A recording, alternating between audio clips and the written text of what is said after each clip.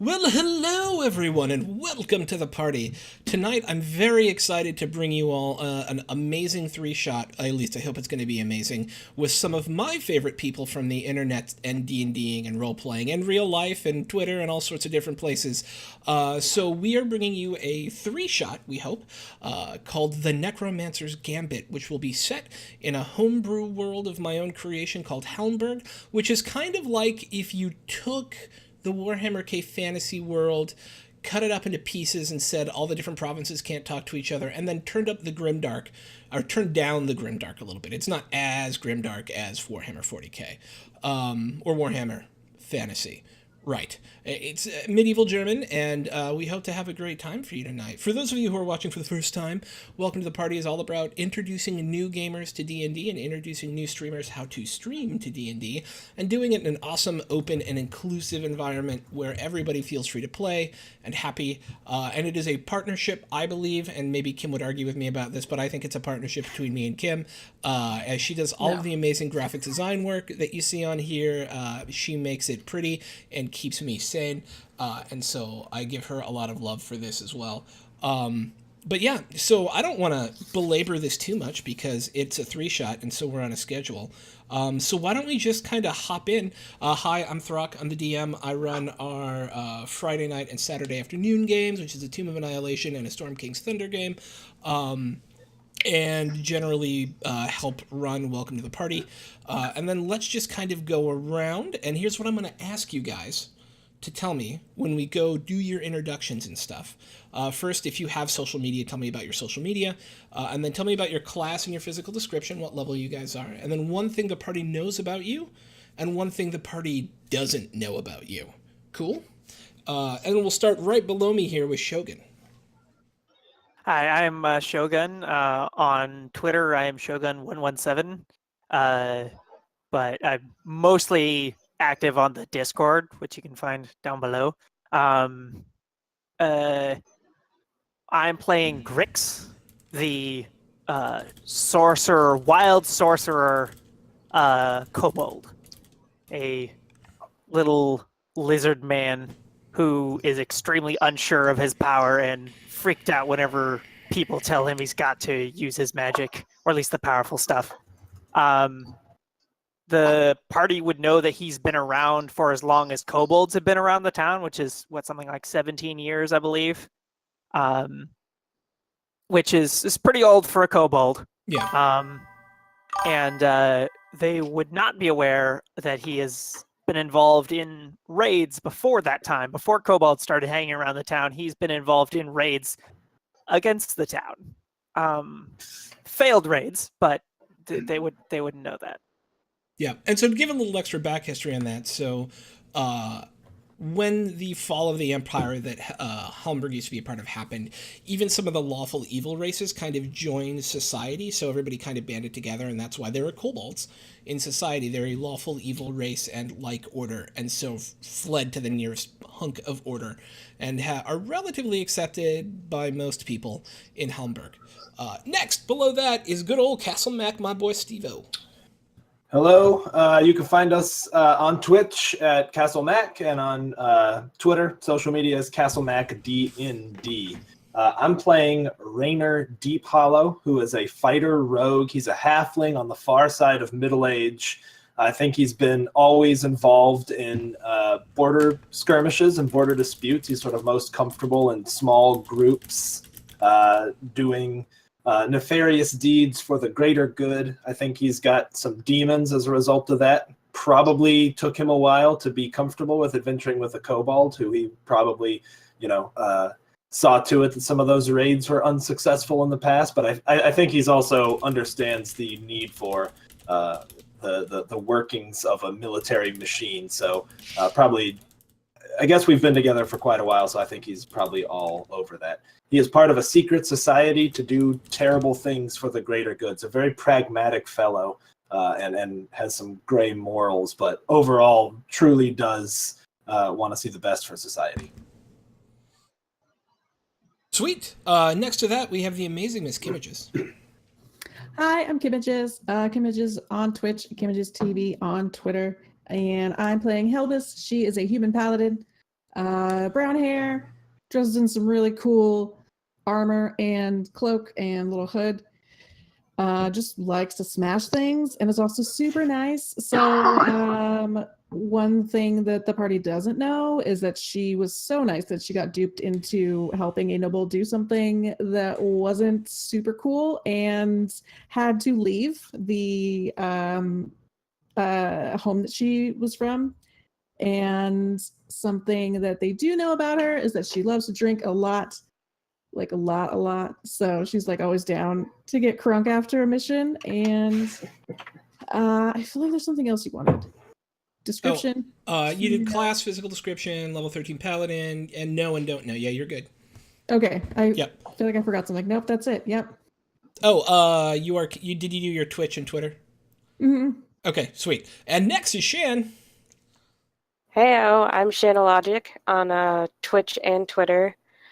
I'm a level 13 barbarian dwarf named Iote Foebreaker, who was an ex-blacksmith, and that's what my group knows about me. What they don't know is why I left the mountains in the first place and what I'm trying to seek such strong vengeance against. Mystery.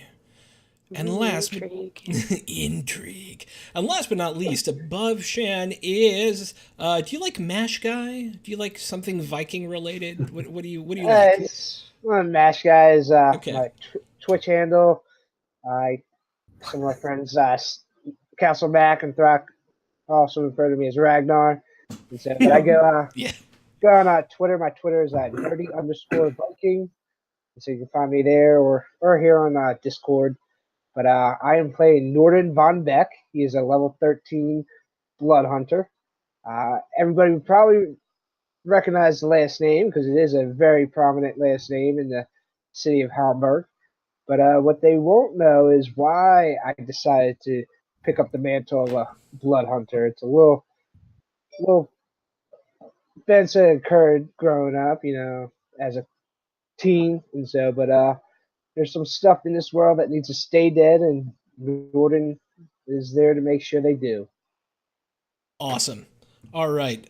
Let's see. Did we have any other ado before we start? Oh yeah. So Norden, the Von Becks own one of the most famous inns called Der Franziskaner in Hamburg, and they're very famous for their beer, which is called Franziskaner beer. And that's why everyone would have heard of him. The Von Becks. So he had very the famous for him. opportunity of a nice, easy life. He did, and decided that's not for him. All right. So without any further ado, are we ready to get started? We are indeed. Let's rock. Awesome. Oh no, all of my sound didn't transfer. Okay, so, I had to roll back roll 20 earlier today, so we may be doing tonight without music, which is a super bummer. I'll sing. Don't worry. Awesome. All right. You want some tense music? Yes! All right. So for those of you who don't know, in Roll20, if you absolutely drag and drop something on something else, it overwrites it, and I accidentally did that because I'm smart, and I had to roll back Roll20 today, and that means that I lost all of the work that I did today. But without further ado, let's get into the game. It has been 20 years since the plague came and devastated the Hellenbrecht Empire. Now, only isolated pockets of civilization doing their best to survive are all that remain. You, adventurer, are from one of those pockets, the Duchy of Hamburg. Here stands the last bastion of true civilization for hundreds of miles in any direction. But today is a feast day, for 17 years ago the defenders of Hamburg fended off the last great assault on the city from the forces of the great Emperor Ghoul and his plague-touched armies, and in that battle, the Emperor Ghoul's Dracolich, Zaren Thalis, was slain on the fields of battle. It is Salvation Day, and folks from across the duchy have come to Hamburg City for the festivities. Bright black and gold banners flit from gaslit street lamps, and children wave small pennants of the same colors.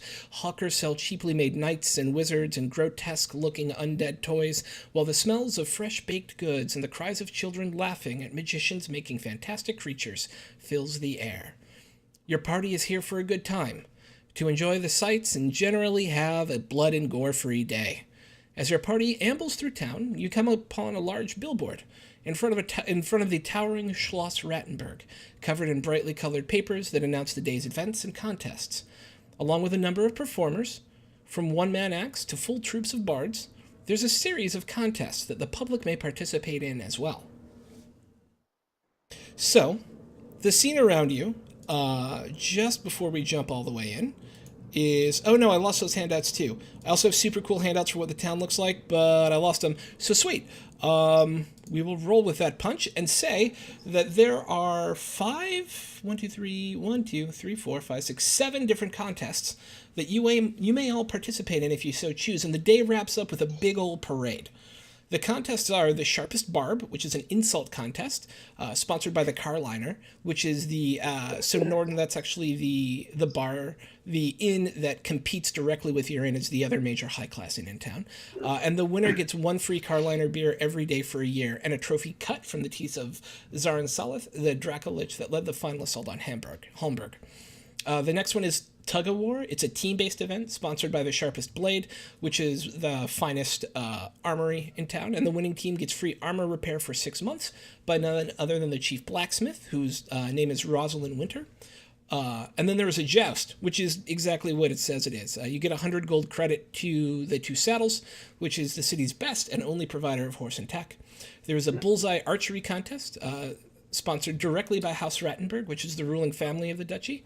You would receive 250 gold for that. There is a drinking contest hosted by the Three Donkeys Inn and will be judged by the barkeep himself. His name is Heimo Falkirk. And the winner gets 150 gold purse and 2 kegs of Falkirk brown ale. It's okay ale. It's not great ale. There is a grand illusion contest where you would conjure an illusion and tell a compelling story to go along with it, sponsored by the local Mages Guild, which is called the Guild of the Wise. And then last but not least, there's the best of the worst, a worst eating contest held by Der Franciscaner, one of the other best inns in town. So those are the options before you if you guys want to participate. Or you're standing there in front of this large German-looking castle. You have the whole city before you for the day. Let me actually switch to that map real quick. It is an incredibly festive atmosphere around you guys. Children playing in the streets, there's hawkers, there's everything you see outlined in pink on this map is actually where the festival itself is happening. The streets have been blocked off.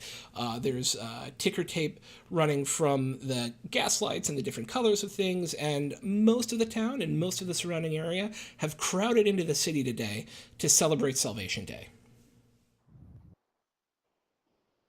All right. So I'll leave it to you from here. Well, I'm torn. Food or beer contest? I'm leaning probably towards best. food. I think it's best to get involved in both. Yeah, Helbus is leaning towards a drinking contest if anyone is keen to join. I second that. Yes. I would join you, but I've got to have my wits about me before I enter the archery contest. It's a foregone conclusion, I'm afraid. That's probably wise. We can't have anybody losing an eye. Well, I could come and help you. And what help would you be in a drinking contest? Ah, I'd rather not say. But Do you have some tricks up your sleeve? Perhaps. All right, let's hear it then. Well, I can make your drink taste better. I can make his taste like urine, if it doesn't already. Oh, that sounds like fun. I say we try that. Wonderful. I'll follow you. All right. So it sounds like we have a group going for the drinking contest and a group going for the archery contest. And you can participate in more than one of these. They're staggered out, so you can be in 2 or 3 of them if you want. As long as you accompany me to the illusion contest later. It's a deal. Excellent. All right. So first up, let's do the drinking contest. All right. Yes. So, who all is going to the drinking contest? Let me know. Don't raise hands because I can't see your cameras. Fair enough. You mean you're not watching our videos? I can't. I have too many things going on. I'm also building a playlist as we speak, so. I will follow Iode to the drinking contest. All right. I mean, Raynor's going to watch. Okay. Just arms folded, kind of scowling at everybody, except for, I'm trying to remember names, Helbus. He'll be, like, rooting her on, mouthing words of encouragement, like, Awesome. All right, so the team is Like heading down. chug. Yes. No, I'll just be standing in the back towards the crowd by Raynor, just trying to keep a low profile because everybody would recognize me and don't want to draw too much attention. For sure. All right, so as you guys make your way from the castle, it's only a few steps down the street to where the drinking contest is happening. It's E, where I just put you guys. It is this broad, tree-lined street that's been blocked off, and set up are these large, long tables, and there's a big awning over top of it, and it feels very much like an Oktoberfest style of feel. So it's clanky. There's women in bustier, sorts of short dirndl skirt fun times, and men running around in lederhosen because it is fantasy Germany. company, and people are clashing beers. And as you get up there, you hear the call. Excuse me, everyone. We are 5 minutes away from the drinking contest. If you are going to join, please come to the front and sign up. Thank you. Ioti rushes to the front as quickly as her little legs can take her and signs her name Thank you, on ma'am. that list. Now, we have to give you something a little bit special, miss, because you are a dwarf, and that means that... and the person you're talking to, by the way, everybody knows here. His name is Jaimo. He's the barkeep for the Three Horses Inn. He's your classic barkeep. Unlike a lot of the other places here, this guy actually fits into type quite well. He's got big, portly, round, giant mutton chops, gray hair balding on top, wears a kind of brown leather, what is it called? Apron. And he very much enjoys talking to dwarves because he knows he can drink so much. But what it means, Miss Iodi, is that we have to give you something a bit stronger because I know you have a tolerance because of your people. So I completely understand. absolutely. Wouldn't want this contest to be unfair. Winks to Grix. Excellent. Who else? Me. I'll take whatever you have, though. I'm not picky. All right. I just slipped into a British accent. I hate you so much. Yeah. You're welcome. He looks you up it and was good, but I didn't say it was good. Right. Well, we will give you the standard stuff. It will be very nice. I think you will enjoy it quite nicely. Excellent. And what was your name again, ma'am? my name is Helbis. Excellent. Helbis. Toot, toot, toot, toot, toot. Anyone else? And with that, the last few minutes pass, and y'all settle yourselves up, and you're surrounded mostly by dudes. There are a few women as well, but this seems to be, and this is one of the things the Three Donkeys is known for. It's kind of a bro bar, and if there was like a fantasy version of a sports bar, that's what the Three Donkeys would be, right? So Gaston is here. Yeah, right. And so that's what a lot of the clientele is like. And so actually, Helbis, you get looked at more than the dwarf because they're like, yeah, these dwarves can drink. We know what that's all about. But what is this one doing here? Right? And but as you sit down, a number of servers come around, each with a large silver platter and these like very simple brown wooden beer steins. And they set them down in front of you. And Jaimo goes, all right, on the count of 3, you drink. 1, 2, 3! And so what I need, we are now into a skill contest. So what happens is as everyone starts chugging beer, I'm going to need you guys to, you're going to be making increasingly difficult con saves as time goes on. So if both Ioti and Helbis could give me a con save to start for the first round of booze. All right. Easy peasy. How do I do that? All right. All you have to do is if you look at your character sheet, you'll see your attributes, right? Which are the big numbers. And then right next to it and the like up to the right of it, there's a small box that's got like Constitution, Strength, all that stuff. Those are your saves. So if you click on Constitution, it'll give you the save. All right. Perfect. Both of you easily get through the first 3 beers. It's slam, slam, slam.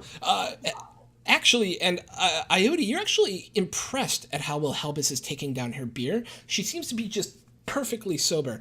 But a couple of people after the first round start to kind of go back and forth a little bit. I'm and say, chugging and I high five Ioti. Can I try to discern who is their biggest competition right now? Yeah, make a perception check. Or investigation. I should say investigation, not perception. Oh no, not that one. They're the same. -1. You're like, I think they're losing. Actually, it looks to you like Helbis and Ioti are actually losing. Then I'm gonna cast Prestidigitation. Mm-hmm. That's how you pronounce it. Yes, you got it. Okay, and I will be doing it once to each of them, and just to make their next drink taste absolutely delicious. Awesome. Done and done. And with that, after the first 3 rounds of beer are done, 2 people are like, nope, can't do it. And one of them actually, but there's about 18 of you left in the contest at this point. So what I need is another set of Constitution saves as the next round of 3 beers comes around and is placed in front of you. All right. Oh. Ruh-roh.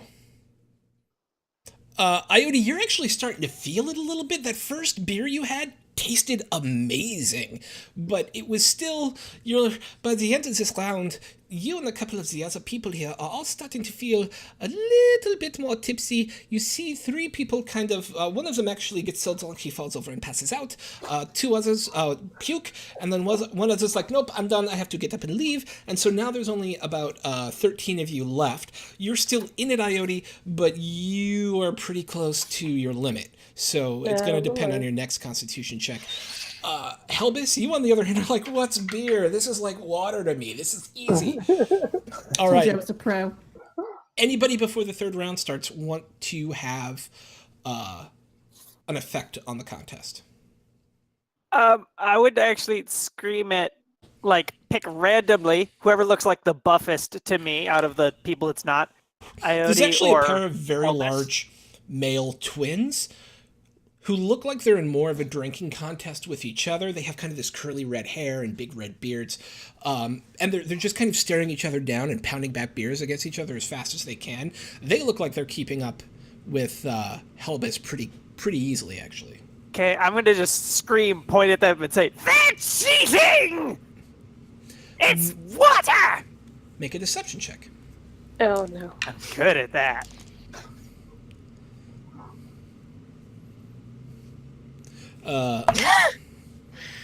So, Well, I mean, Heimel comes over to you and goes, what are you trying to do? taste What are you their- doing? Taste their drinks. It's fake. He walks over and he takes one of the drinks and he I throws it down cast his gullet. prestidigitation and make it taste like water. Interesting. I'm going to give you advantage on the deception check. Roll again.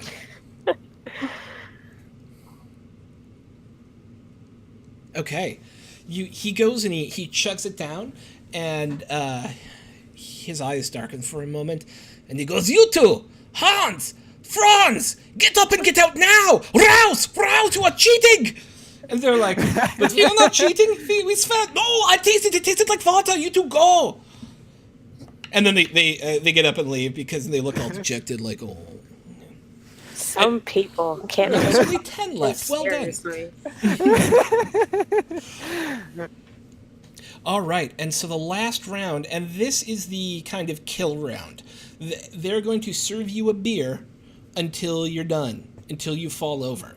No longer is this like flights of 3 beer. This is how much beer can a beer chuck drink? Whatever.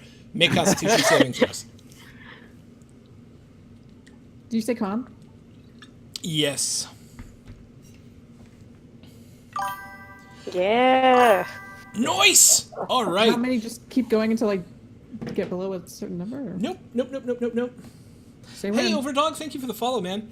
All right. So it actually comes down in the end. Over the course of the next 7 beers, one person falls out, another person throws up, someone else, their like wife comes over and goes, "You're done. This has happened before, and I will not allow it to happen again. You are not coming home drunk again tonight," and pulls them away. And it's down actually to Helbis and Iode at the table. And they just keep bringing beers. One more Constitution check for the win. Come on. Man, incredibly consistent there. Nothing if not consistent. And in that final flight of beers, Helbis, you actually end up still not being drunk. And I'm gonna chalk that up both to your paladinness and the fact that you never rolled lower than a 20 on your This Constitution is saving throw. bullshit. Is this? Did you make fine water too? 9. This is all beer. This is what we drink. Congratulations. Come to the front. Iode, you pass out. You are, by the end, so incredibly drunk that the rest of the party is going to have to drag you around for a little while. Oh And that no! will take a Let me level through. of That's my dwarf. Let me through. You're going to take a level of exhaustion, which means you have disadvantage on all, essentially, skill checks. Okay? Gotcha. From being super, super, super drunk. But Helbis, you are taken to the front, where Heimel takes your hand and goes, "Congratulations to our winner. She outdrank all of you, and none of you could drink more than her. I forget what the reward is for this. Here is your 150 gold. And here, and he pushes over these 2 kegs about this big, are your 2 kegs of beer. Now, if you want us to hold on to these till after the festival, that is fine, because they're big. But if you want them to take them now, you can take them now. Congratulations! And there's a woo! Everybody claps for you. Thank you. I think I'll take them now. I might have to drink both of them to feel anything, but I appreciate it nonetheless. Of course, mistress. Thank you for playing. Go now. Raynor would come up to her after and be like, well, I hope you're proud of yourself. You did the one thing that you do all the time. You just guzzle down all the alcohol. Elvis is a little ashamed. It feels bad. No, but you should absolutely feel happy. You really showed these townspeople that the one thing they thought they had going for them, they didn't after all. You should feel fine about that. Oh, thank you. Damn! Now I hope you're planning to share some of that. By all means, I'll tap the keg if he wants it now. Gotta loosen up. All right. Tastes like alcohol to you. Northern That's walks not up. bad. It's like, I'll be patting Ione on the face, trying to wake her up. Even though Iote's passed out, she quietly mumbles, I've never been prouder. Oh. Northern Cool. walks up and he congratulates Elvis. It's like, well done. If you want to get rid of this swill, I can see what we can get at my family's place. Oh. I think I like the sound of that. I prefer something much stronger, but yeah, I'm happy to do whatever the party wants to do. I would be sharing, obviously. All right. You've earned us a bit of celebration. Good on you for it. That's what Excellent. Ione, get up! You promised! Come on! She's going to be out for about 5 minutes and then she'll wake up. But will be staggeringly drunk. Yeah. Helvis! Staggeringly drunk. This is your fault! Help me move her! I. I'll just sling her over my shoulder. One arm. She's dwarfish, and so she's kind of keg-sized herself, and therefore relatively. Yeah. All right, so you guys are heading to the archery contest next, is that correct? Aye. Excellent. So the archery contest is at C. Is it C or B? Boo, boo, boo, boo, boo. It doesn't matter too much, I guess. Oh, it's actually at D. Where's D? Oh, yeah. So the archery contest actually takes place inside Schloss Rattenberg itself. I'm going to pull up a picture here for y'all to show you what the Schloss looks like. And actually, I can just drag and drop these on here anyways. So you will get to see what Hamburg looks like in the slapdash way. So, can you all see that? Mm-hmm. That is essentially what Hamburg looks like. Yep. Easy enough. And then, doink. Schloss Rattenberg looks like... Where are you? Hum, Byre, hum. Oh well. It is a big castle in the German style with its front parapet. It's got one large round tower at the front and one large square tower at the front and two smaller towers, and then one large round tower that's thinner and goes higher at the back, and one large square tower at the back, thinner and higher. But it is very classically a German sort of building, and as you're brought in, you see a number of people finally dressed in their archery outfits, their competition archery outfits. Think kind of 1950s era Robin Hood with the tights and the square cut bottom jerkins and the big feather hat. Yeah, exactly. And so people are dressed to the nines for feast day. And as you come up, there's a gruff gentleman who looks like he is a man of the woods sitting down at the table, who eyes the contestants and then looks over at your party as you come in and goes, "Are any of you here for the archery contest?" Not me! Both of you. No. Not me. Okay, good. I'm here to watch and to hold up the dwarf's hair. Excellent. I'm still drinking my prize. Is she going to be a problem? She might be, if I'm being honest. Probably, really. If I want to be honest, probably. Look, all right. So there's a livery, Just or a give me a bucket. Give me a bucket. That's all I need. I've got one better for you. There's a commode Right over there. If you put her in there until the contest is done, I'm sure she'll be fine after. It's all the same. I think she'd prefer the bucket. It's your choice, friend. Just make sure you clean up after her, yeah? I gotcha. Alright. Who's signing up then? Just That'd Norden be me. is. Excellent. Is it? Oh, Norden, you're gonna try your hand at it. Yeah, it's used to hand crossbows, but it shouldn't be any different. This is a longbow contest. Does that work for you? Well, I'll try. You know what the hell? If you don't have one, we can provide one for you. It's probably not as good as one you would use yourself. You just let me know. I'll take my chances. Alright. Excellent. So, over there you see the targets. The rounds will happen in flights of 4 arrows. That was a little too French, but whatever. The rounds will happen in flights of 4 arrows. And what you see over there, actually, as he points towards it, are these large bales of hay with these targets kind of floating in and out of them, as if magically propelled, to be even harder than just sitting there. You see people taking practice shots, and a large crowd is starting to form. And as you guys put your names down, he goes, "Alright, that's a final contestants. It's time to get up and get moving. Let's shoot some targets." And with that, Is there a line like where everyone would line up to shoot?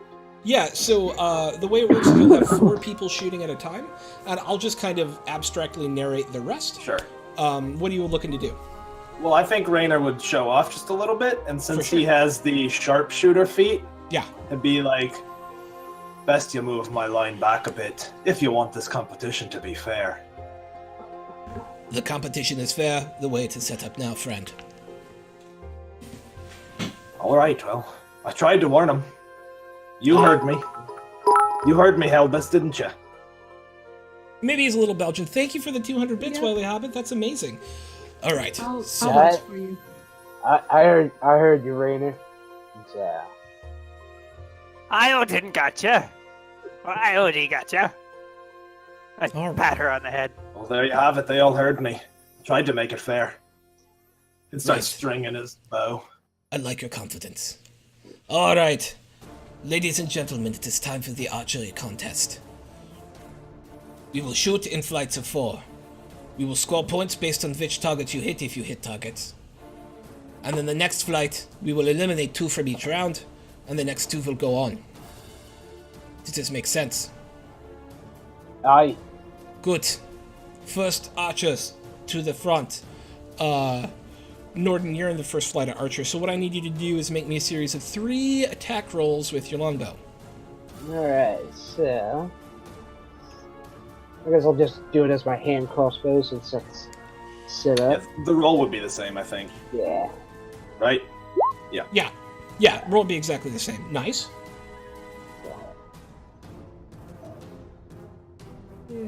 And 2 mas, please. 2 moths? Mhm.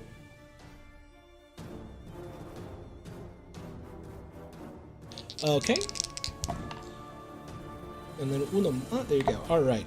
So, you are absolutely in the top 2 of your first flight. Arrows are flying. You actually hit the target all 3 times. One of them is a direct bullseye, one of them is in the 2 ring, and one of them is like in the 4 ring. But you are able to actually land all of your arrows, which is better than anybody else did. If you would, for me, remember that you have 4, 5, 6, 9 points right now. Cool. Okay. Another flight goes by, 2 people pass, 2 people fail. One of them looks like a really impressive archer. He did better than you did. He actually got like he got the full 12 points off of it. And he just was like bullseye, bullseye, bullseye. And then I forgot your name, your character's name. Raynor. First game, Raynor. That's right. Raynor, your flight is up. All right, let's see if roll 20 does what it traditionally does, which is absolute garbage rolls for me. Here we go. Three shots. 3 shots. Hit. All right. Hit. All right. So you remember this for me. You scored 10 points. And you, by far, passed your first one as well. It was you and one other guy who did nearly as well as you. Then there was, like, some kid whose dad let him come do it, and then one other guy who just wasn't a good archer. Another flight goes, and then it's over. And there's 8 of you left in 2 flights. Raynor, you're in 1 flight with that really expert archer. And then, Norden, you're in the other flight of archers. So let's start with Norden again on the as the targets swing in and out of sight. Make me 3 attack rolls. All right. Okay. Ow. Let me make a quick check. So, you actually fail to make it to the next round. You come in. You kill a bystander. Yeah, you shoot a bystander. Your string breaks. It was king, and that counts as a flown arrow. And so you're cut after that. Everybody gives you guys a polite round of applause for making it to the semifinals. But otherwise, you're out. Let's go over to Raynor. Hey, sorry, Norden. Better luck next time, mate. No worries. This is a little unwieldy. I'm a little used to a little more handheld. Sure. All right. 3 attack rolls, my friend. Shit. All right. You scored 8. Another 10 points, or I'm sorry, 9 points this time. Your first 2 shots were incredibly evenly handed, both fucking bullseyes. Your last shot, you got a little distracted or something, or you got a little nervous being this way. You probably didn't get nervous. You probably got a little distracted with your constant vigilance. You decided to visualize on something else for a moment. Yeah, and too busy for being vigilant, that's right. And hit the 4 ring, which gets you a point, but that puts you at 9 points. It is enough to get you through to the next and final round. Should there be a tie here, there'll be a shoot-off between the top 2 archers. And it's going to be you, the impressive archer who seemed to have about the same level of skill as you, and then 2 other guys who kind of lifted up through their flights. Not out of luck, but probably aren't in the running. So let's do one last set and see what happens. All right. Does anybody have any way they want to influence this before we go into it?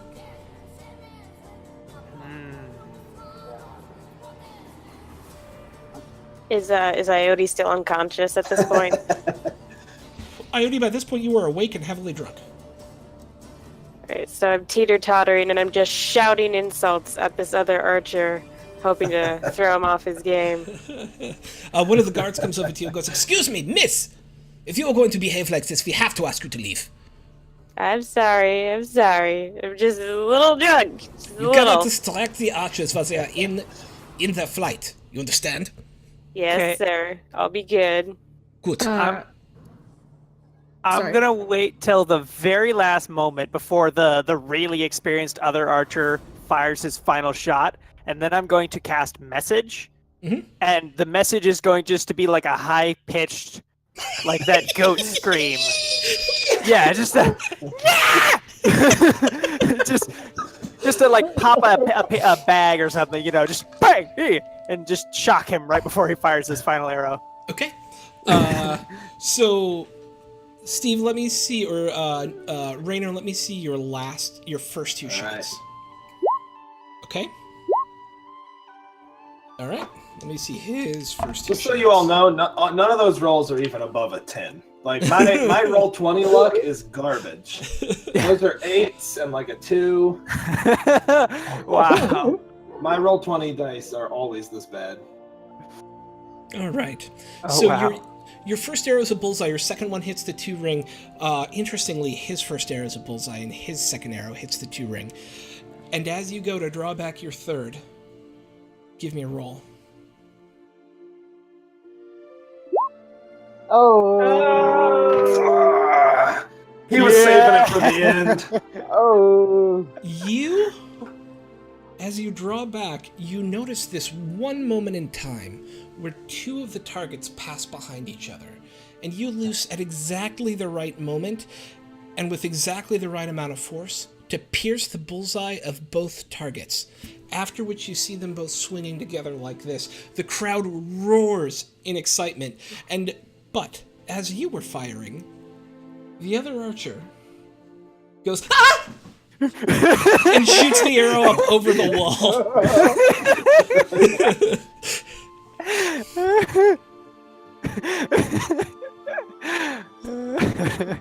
Congratulations on winning the bullseye contest. Duke Rattenberg himself comes out. Duke Rattenberg is a tall man, very dark, starting to gray at the temples. He has. And I know the Duke, right? You do know the Duke, actually. Yeah, you have met him before. You're not like buddies, but he certainly knows who you are. And he looks over at you and he goes, "You did me proud today, son. Well done." Before walking with you up to the podium and handing you the purse, which was 150 gold, 250 gold purse. And goes, "I know this man. He is a proud member of the duchy. And he and his friends will do us proud. Congratulations, Rainer Deephallow, on winning the bullseye contest." And it's woo! Yay! We would do a flourishing bow. Awesome. All right. Thank you, Your Majesty. Do they call him Your Majesty as a Duke? They would just call him, what would your... Dukes would be... You know, Lord. Yeah, Dukes would be my Yeah, lord. Yeah, Yeah, that's right. Thank you, my lord. You're quite kind. of course. Yes, my lord. Good luck in the rest of the games today. He would nod. Join the rest of the party.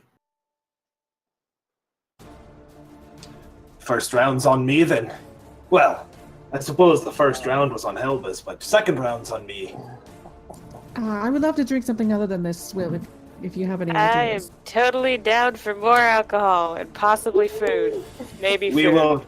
We will definitely let you drink more Iode, Grix. Yeah. Don't let her drink anymore. Get her something greasy to eat. Iode, you promised to come with me. We're Get going to it. the Just, illusion show. all two of you need to stop talking so fast. Just lead the way. This way. All right, and this is the last contest y'all have time for before the big parade and all the contests shut down. This contest is called the Grand Illusion Contest. It actually happens right in front of, it's called Rattenberg Markt, which is the large market square here in Holmberg, named after Duke Rattenberg and the lineage of Rattenbergs who have owned or been lord over this land for centuries. It is everything you would expect out of a large market. It's a large open paved square, even though it doesn't look like it on this map, with a number of buildings around it. There's a large domed building in the center, and that is actually where the illusion contest happens. There's kind of this, from elder days, sort of temple that's much more Greek feeling and very out of place, that kind of still stands here in the center of the market, and it's been a place of pride that there is still something from an elder empire standing within Holmberg. And standing up there are a number of members of the Guild of the Wise, which is the kind of clerics and wizards guild here in Holmberg. It's kind of a catch-all for all casters. And there's obviously one woman in charge who is standing off to the side, and she has a large roll of papers that she is looking at and looking around to see who's going to sign up. And you guys enter the market. What do you guys do? Yeah, I would like to sign up, thank you. She looks down at you. Okay, no funny business. Just regular funny business, yeah? Of course. What do you mean by no funny business? You think because he's a kobold he's going to pull some kind of funny business? I just want a clean contest, that is all, friend. He would do nothing to influence the outcome of any contest. I am sure that is true. It's moderate. I will salute. Yes, I will only do the legal form of trickery and illusion. Excellent. Okay, put your name on here. Can you write? Yes. Okay, put your name on here. And then we'll begin in just a moment. If you need to prepare any spells early, you have a few moments. Take a Can moment. I take an assistant? Let me consult with the judges. One moment, please. And she walks off to, there's one, elderly female, it looks like a cleric, and then kind of younger, kind of blonde-haired male, kind of standing over off to the side, just watching everything, and she goes talk to them and goes, yes, indeed you may take an assistant with you. Wonderful. Iodi, please come with me. Are you sure you want to do You that, should Grix? hear, because I have some I'm seeing a lot of things that probably aren't here right now. Like Helbus has 3 heads, and She one might of them not is a be keg. in the proper state to be magic. All right.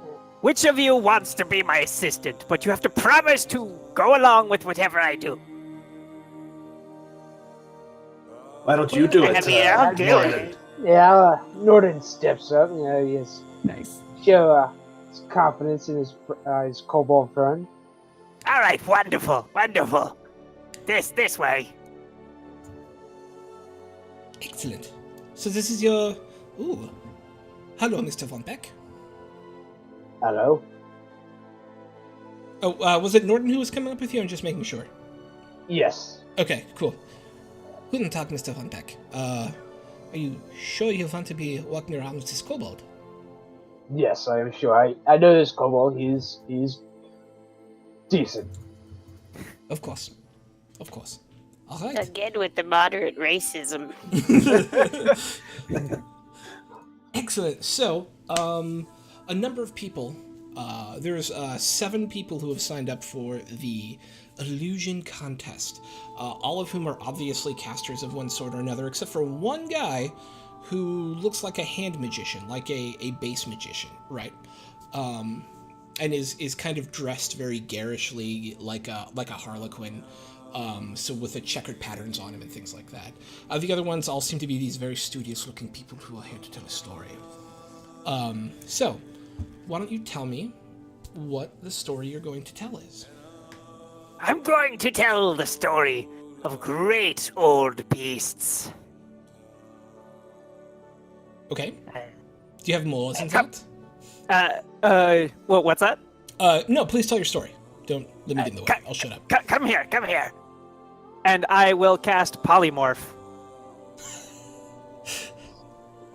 Okay. And I'm going to turn Norden into like the biggest, scariest thing I get, like an ogre or something. You can absolutely turn him into an ogre. Yeah. Just get up on stage And with and the flash turn of him magic, into an Norton, ogre. you are suddenly incredibly stupid. And large and smelly, but also incredibly stupid. The world suddenly makes way less sense, and way more sense, all at the same time. So I look at the crowd and This, my friends, is an ogre, a great beast from ancient times that once wandered the lands freely, raiding and pillaging in glorious fashion. And as he's saying that, I let out a big ogre. Ooh. Awesome. boo. Now, this is the rare, smart-ish ogre. People chuckle. There's chuckling from the crowd. He tells what is known amongst the ogre kind to be the greatest tale, the most pure poetry, and also the most insulting joke, all at the same time. He looks at a fellow ogre and tells them, "You look like an elf." That's it. Nice. Okay. Go ahead and make me a performance check with advantage. Thank you.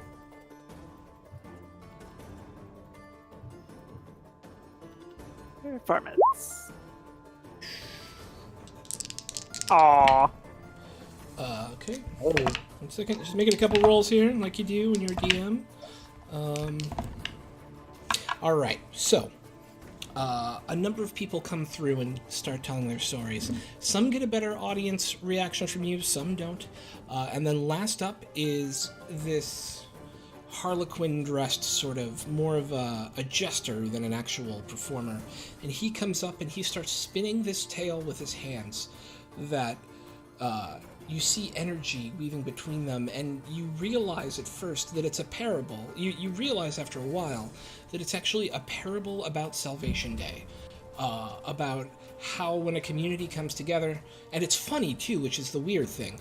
He critted, by the way, and you just see this energy arcing between his hands, but how a community can come together and save itself if only it sacrifices and works together and gives up its want for the greater need And by the end of it, people have laughed, people have cried, and then he clicks his fingers, and he turns into this old-looking man in this brown overcoat. And he just kind of grabs his staff, limps off, and slowly walks away. As he does, I'm going to cast Prestidigitation and make a fart noise. The crowd starts booing and throwing, and they're not sure at who, because no one knows you cast Prestidigitation. But the crowd seems to have taken offense at this moment where these people who lived through this was just made fun of, essentially. Obviously, he won, and you came in about third. He and one other person did roll exceptionally well, told these amazing stories, and yours people laughed, and you are a charismatic person, and you told a funny joke, and that was great. And then some other people just kind of boffed it and got stage fright. Like the people who seemed really like, I'm here to tell a great story, blah, blah, blah, all got up there and was kind of like, oh, I have to talk to people now because I'm a wizard. Yeah. So sadly, you did not win. I'm fine with that. I think Rainer would, I don't know, do we know that, would we as the party realize it was probably Grix that cast the You Prestidigitation? could make a fairly well-educated guess. Yeah, it's that. I would say that for having known him for as long as you have, there is. right. Yeah. I think for both being a little bit offended at the not so subtle racism and being disappointed for Grix, Rainer would come up to him and be like, for what it's worth, that bullshit tale he wove wasn't half as entertaining as a fart on a stage that made people boo. You got that going for you. I would have voted for you. It's fine. I've got much older stings than that. I guess, am I still polymorph as an Oh yeah, totally. I'm gonna ride this out until the spell ends. And I just pat him like. Pat him. I like dodge roll out of the way. All right. So with that, all of the day's events have come to an end except for the final one, which is the parade through town. It kind of starts at the top up here by number 4, which is called the Farthing Gate. It is the main road in from the near Farthing. Proceeds south, well, I guess kind of southeast-ish through town down to the River Gate. Where would you guys, are you going to stay and watch the parade? What are you guys going to do? I think Rainer would. The Yeah, keep this is itself is a great area to watch the parade, I imagine. Right on the steps of the keep. Sounds like a plan to me. All right. Norton agrees, and let's go watch the reveries. Sweet. Okay. So as you guys make your way up, you can see they're clearing the streets and hushing people away. Some of the vendors who had their stalls set up have kind of like brought them down and moved them further back off the street. And without more than 5 minutes or so, the parade begins, and it's a really joyous moment for the town. Laughter and good-hearted jibes fill the air as you watch the Salvation Day parade. Passing by in the street is a gaggle of children dressed in fake armor and robes done up dramatically to appear as if they were wizards, and several of them carry poles on top of them, which are wooden puppets of knights riding on horses.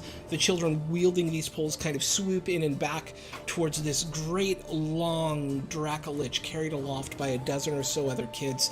The dragon is obviously made of fabric, and is a costume that they're kind of wearing and manipulating, but there was a ton of care to make this thing look incredibly realistic looking. There's an adult actor at the head of it, and the costume constantly like growls menacingly and emits these clouds of illusionary gas from the mouth of the dragon.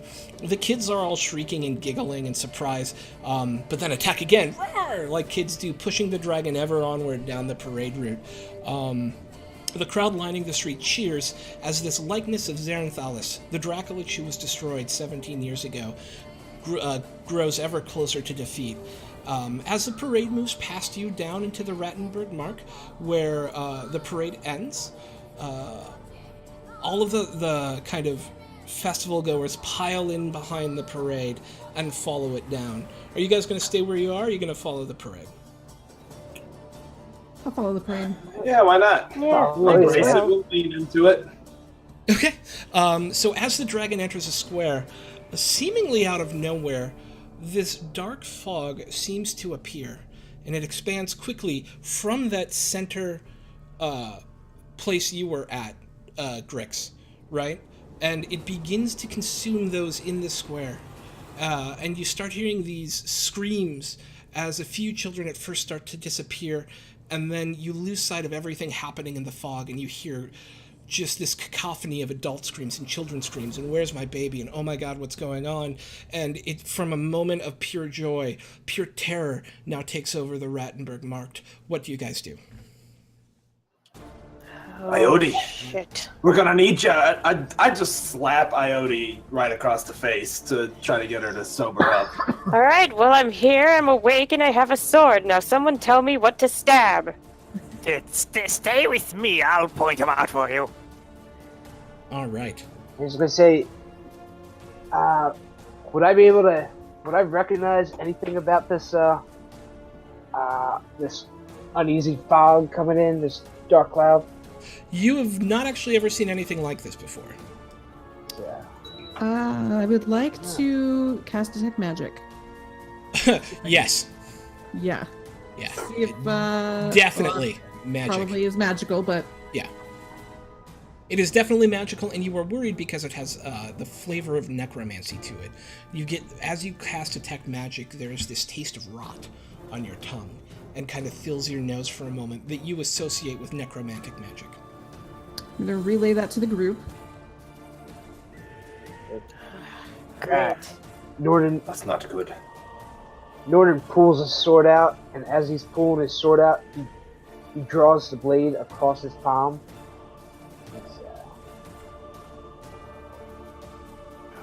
Okay. Awesome. This is the blood, what is it called? One of my Crimson Rites. Oh yeah, it's Crimson Rite. What are you doing? I'm doing the historic rite of so basically it's now imbuing my blade with radiant damage. Awesome. Okay. Sweet. Okay, so you guys are standing at the edge of the square. You don't actually see any of this because it's clouded in fog, but you hear the screams coming from it. What do you do? Well, who's gonna scout for us? Is Yeah, the Raynor would knock an arrow and scurry off into the fog, Okay. scouting ahead. Just he wouldn't go too far. He'd want to remain within earshot. Yep. And just to let you guys know, as long as you're in Helbus's aura here, you get +2 on all saving throws. You are immune to charm and immune to fear. Because paladins are bae. That's what this aura here represents. Paladins Arbe. Gotcha. Yeah. Actually, Rainier, come here for a second. There's another scream and you hear a body hit the floor. All right, Raynor would hurry over and be like, "What is it, Grix?" And I poke him in the face and will cast greater invisibility onto him. Now go scout for us. I'd be like, of course, thank you. And yeah, he would rush off in the direction, again, trying to hug any of the low terrain or the looks like the manicured trees and stuff there. Yep. Okay. You are unbelievably adept at movement in difficult terrain, so while it's relatively easy for you, you realize at first that you're having to skip and move around a lot as you move around the square. Let's say you're moving up this way, right? And you realize it's because these are bodies. And initiative. For all? Alright. Yeah, combat has begun. So 2 roll initiative for those of you who have not done it before. You need to click on your token and then click on initiative. Alright. Since I'm drunk, I have disadvantage, though, right?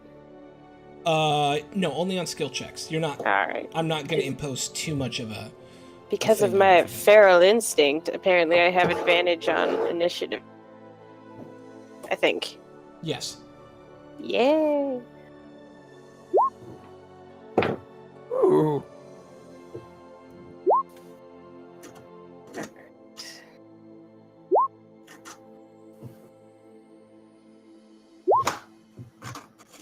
Yeah, that helped. All right. Let's do a descending and see what we got. Grix, check. Helbish, check. Iode, check. Von Beck, check. Rainer, check. Awesome. That's everybody, yeah? I miss anybody? I'm on there. It's good. All right, we are essentially in rounds, even though not everyone is in combat yet, but you're still going to be acting in rounds. So, Grix, you rolled top. What are you doing?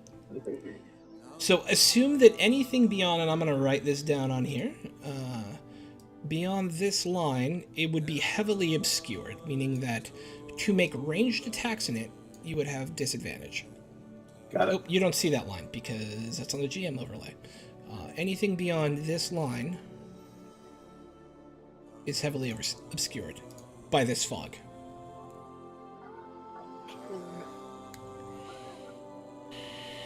Grix, you're up. Okay, I will move in gently. So within that space, how are we? So like once you're in it, you can. Are you like completely blind? You're still heavily obscured.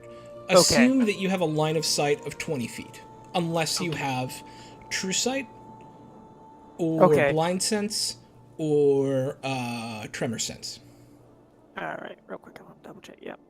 Okay, so each of these is a 5-foot square. So Yep. 1, 2, 3, Yeah. 4, and I'm just going to. Can I hold like an Overwatch action? You would have to trigger it off something else's action. You would say, I want to hold my action until somebody does X. What is that X? Okay. I want to cast Toll the Dead at whatever aggressive thing comes at me. All right, so the If first something thing comes at to make an attack against you, you will cast Toll the Dead against. Is that correct? Yep. Correct. Okay. Done. Hey, All hey, right. Sean, what is that right there that I just pinged on the map? Sure. Looks like So a you two, big yeah, you two demon are close skull. enough to see it. That is actually the person who was the front of the parade. Got The it. Draculich head is still wearing the mask. Gotcha. Yeah. Anything else, Grix? No, that's everything. All right, something you can't see happens. And then this guy does this. This guy does this. And that's them. Helbus, your go. I cannot see anything that's happening, correct? You can see up to 20 feet within the fog. Okay. Yes. I am just gonna step up a couple squares and. Okay, so I can see that guy. Yeah, so actually, Rainer, Grix, and now Helbus, you see this. That thing in the Draculich mask actually turns around, and this purple eldritch light comes out and, like, wraps this dead body, which rises from the ground as this horrific-looking spectral creature. I'm gonna use. So my javelin can be thrown up to 120 feet. Is that That is correct. awesome? I'm gonna throw my javelin of lightning. Nice. Do I get dose?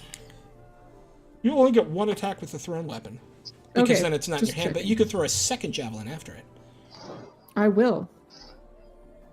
All right, so the Javelin of Lightning hits. So go ahead and click on the damage on that for me. And Oh, the who was javelin your lightning target? hits. Okay. Yeah, This purple guy right here. that purple guy right here. Okay, so that is a specter. Interesting. Okay, so 11 lightning and 7 piercing. All right, so that's -5, and then So the cool thing about a javelin of lightning is you're actually going to draw a line between you and your target, and anything that it hits in that line, I think up to 150 feet. Let me look. Will also be hit. Does I that think that's what include the 30 and the 120 is 30 and then 120 for the lightning bolt thing? It might be 120 for the lightning, but let's see. 5 feet wide extends out from 120 feet. Yeah, 120 feet. Well done. Does that hit me? It will not hit you. Well, my friend, thank you for the follow. And I'm going to give you the benefit of the doubt and say you can angle it in such a way that you are going to miss... Yeah, I'm going to say you're going to be able to angle it in such a way where you can miss all civilians and only hit these 3 guys. So it's only the lightning that hits them, but the first guy takes the full brunt of the 7 piercing as well. That would be magical piercing, so take all that. All right, and then I'm going to drop that mask because it's just going to be in my way at this point, but then he takes the lightning. Wow, these guys have a lot of... Nope, not going to say that out loud. A lot of what now? Oh, Nothing. Okay, there we go. Done. As you chuck this javelin at him, there's this crack of lightning, and for a moment, there's this horrific visage as the whole cloud lights up as your arc of lightning streaks through it, and you see skeletons feeding on humans. You see this horrible, ghostly figure kind of putting his hand into the chest of one of the people. There's another one of those ghouls even further back that's rising another one of these things from the ground. Something fucked up is happening. It is the Wraith's go.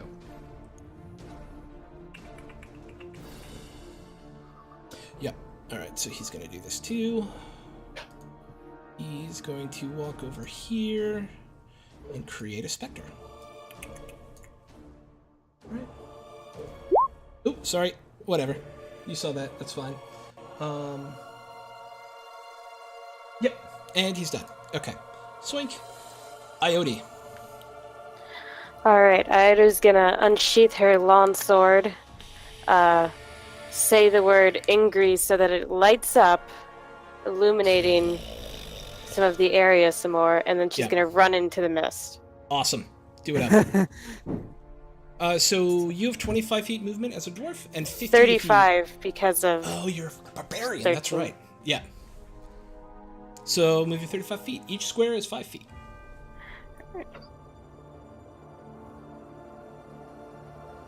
Right about here. Sweet.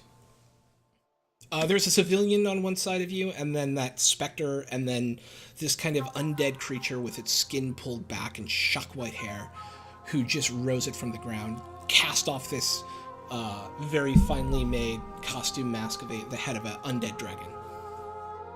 Ew. Oh, good. I'm gonna...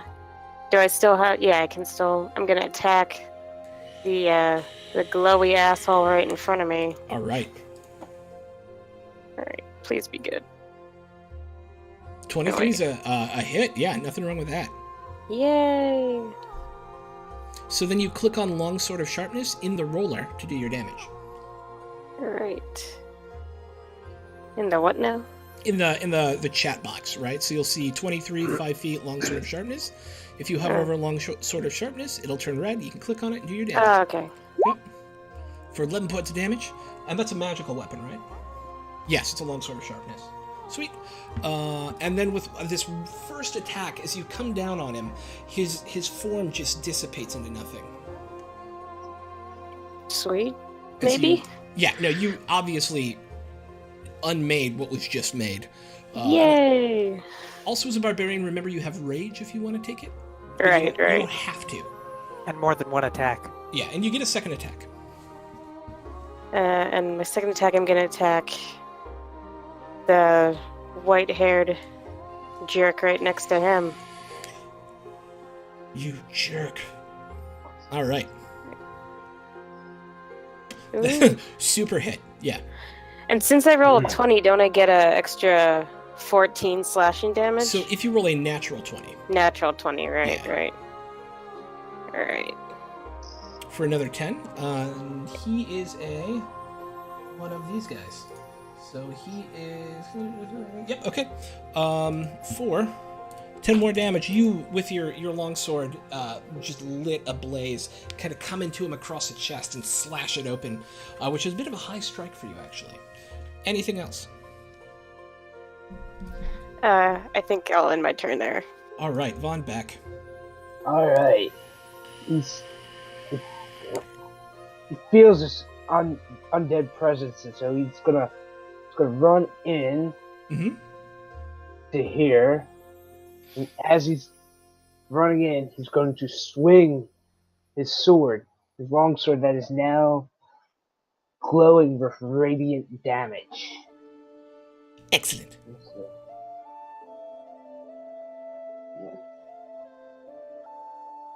That's a hit.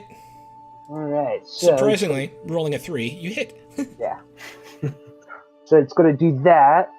It's going to do this Okay. damage All right. plus D8 of radiant and another 3. So basically 11 points of radiant damage on top of the 11 points of slashing. Nice. All right, so as you run into the combat, you bring your sword down on top of this skeleton who is obviously just about to do something horrific to this woman who's clutching a baby in her arms, and you just scatter his bones as he explodes with the force of the radiant damage. I was going to say, for my second attack, can I use, offhand, use my hand crossbow to shoot? I'd let you just use This it. That's guy? pretty badass, yeah. So that's not going to have any additional damage because my right is only on the sword. So that's Yeah. going to... So that hits? Alright, that does 6 points of piercing. 6 points of piercing. All right, and that's just a good old-fashioned regular hand crossbow, right? Yeah, regular hand crossbow. All right, so it sinks into him, and you know you did a telling blow, but something about his, ethereal form. Imagine what you're looking at is a Wraith King from Lord of the Rings, right? Is that what they're called? A Ring Wraith from Lord of the Rings. They kind of look like that. So they're kind of these, ephemeral black smoke roiling off of them sorts of creature, and it passes through him. For a moment you see his form shudder, but it certainly didn't do as much damage as you thought it should. Alright. And I guess that will end my turn. All right, Raynor. All right. Question: you said that they are disadvantaged. Is that a result of 3/4 cover? Yes. Because I have sharpshooter, which lets me ignore cover except for full cover. Yeah, they essentially have 3/4 cover because of Okay. the fog, but you ignore it because you all sharpshoot. Cool. All right, then I would sneak past Grix a little bit to just get a better spot. Stand right here, Mhm. knock an arrow, and shoot at this bad boy right there. Sweet. It's a hit. Okay. So I'll do that. Plus, I get sneak attack damage because Ioti is adjacent. Indeed. So it'll be 21 damage. All right. Oathbow's magical. Yep. Boink. Yes, Okay. it is. Sweet. And if it is still active, then is I still will shoot again. Mhm. And I am this time going to use my sharpshooter feat to get -5 on that attack roll for plus 10 damage. Zang. And I Nice. Oh, All right. Hey. So that'll be 22 damage. Fuck me. Yeah, and with it, and with this flash of 2 arrows just sink into his chest, there's this as he goes down. And he would shout to both Ioti and Norden. Ioti! Norden, don't get too far! We can't see on that fog! It's me. Done. All right. Skeletons. Boink. Well, one of them crit, so that guard just straight dies. Boink. You hear this from somewhere back in the fog. And are there? Oh yeah, one more down here. Boink. Yeah, and that's it. All right. So Grix, we're back to the top of the round with you. This music is kind of low key for combat, but I only have one playlist. I apologize.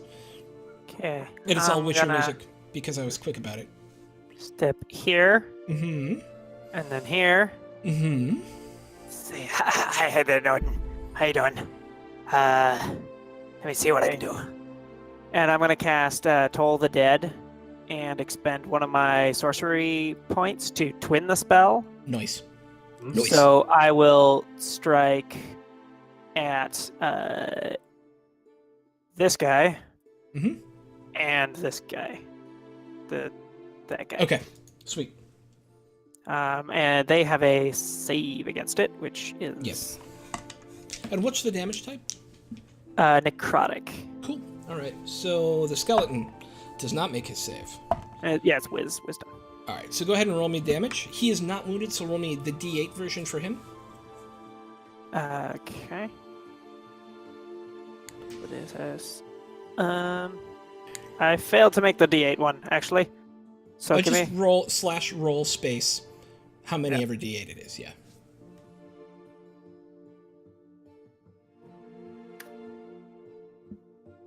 Oh, well, you need 2 L's for roll. You do. Usually, yeah. English is fundamental. There you go. For right. that guy. And then yeah, he this just for crumbles. the other guy.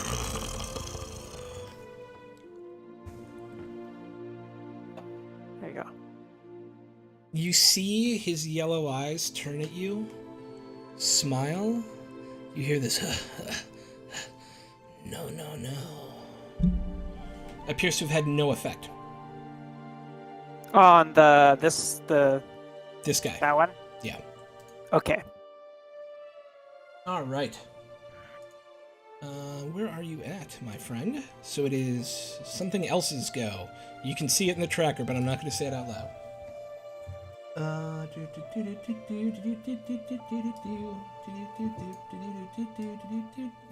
Yep. Okay. And you move fast, right? Yeah, you're fast enough. 5, 10, 15, 20, 25. There. And it's going to take a drink. Okay. Next. 5, 10, 15, 20, 25. Another one of those things comes up on you, Ioti, with the like pulled back white skin and that the hair, and just makes 2 attacks against you. What is your AC? My AC is 15. All right. Where's my white? That is my fight. All right. I'm so funny. All right. Get out. Okay. I quit. Thanks. 14 for the AC. All right. So it's going to be 1 hit and 1 miss as he's got this 2-handed longsword. Looks like he used to be a guard, actually. And he just kind of swings around at you hitting you in like the upper shoulder. For 1d10 plus 2. Doink. For 7 points of damage. This is... but that's it for the whites, right? There's no other one. That's it? Okay, Helbus. I am going to cast Bless on Ioti, Rainier, and Grix. Okay. Hashtag blessed. Hashtag Bless. blessed. Ioti, And Rainier, I'm going to move up. and Grix. All right, so if you've never had Bless cast on you before, it means you get a plus 1d4 to all 2 hit rolls and ability saving throws. Thank you, Helbus. You're welcome. You're a Move up peach. here. Oh shit. Okay. Just going straight in at him. I love it. Anything else? No, that's it. All right. There's 1 active specter. 10, 15, 20, 25, 30. One of those purple energy-looking undead beings comes up to you and just tries to put its hand on you. What's your AC? 22, right? Me? Yeah. Yeah, 22. Yeah, but you're able to, it just kind of slaps off your armor and isn't able to make contact with anything, but you felt this, like, pulse of necrotic energy moving towards you when it happens, and that's that. Wraith. Mr. Wraithy Poo. He will actually, without provoking an attack of opportunity, move back here. Incorporeal movement? Oh no, there's an attack of opportunity, so go ahead and take a swing at him. Helbus. Sorry, I was reading my thingy. Can you repeat that? Yeah, so the Lich King or the ring wraith moved away from you, provoking an attack of opportunity. I'm gonna whiggity whack him with my battle axe. Wiggity whack with battle axe. Oh yeah, for reals. Mm-hmm. All right, so are you? You're not actually vulnerable to it. Okay, that works for me. 8, 12. All right, so you are able to get a good swing through him, and something about the radiant damage seems to actually displace his being for a second, but he still flows back away from you. Ioti. All right, I'm attacking the guy that had the nerve to come and attack me with my longsword. That's a hit.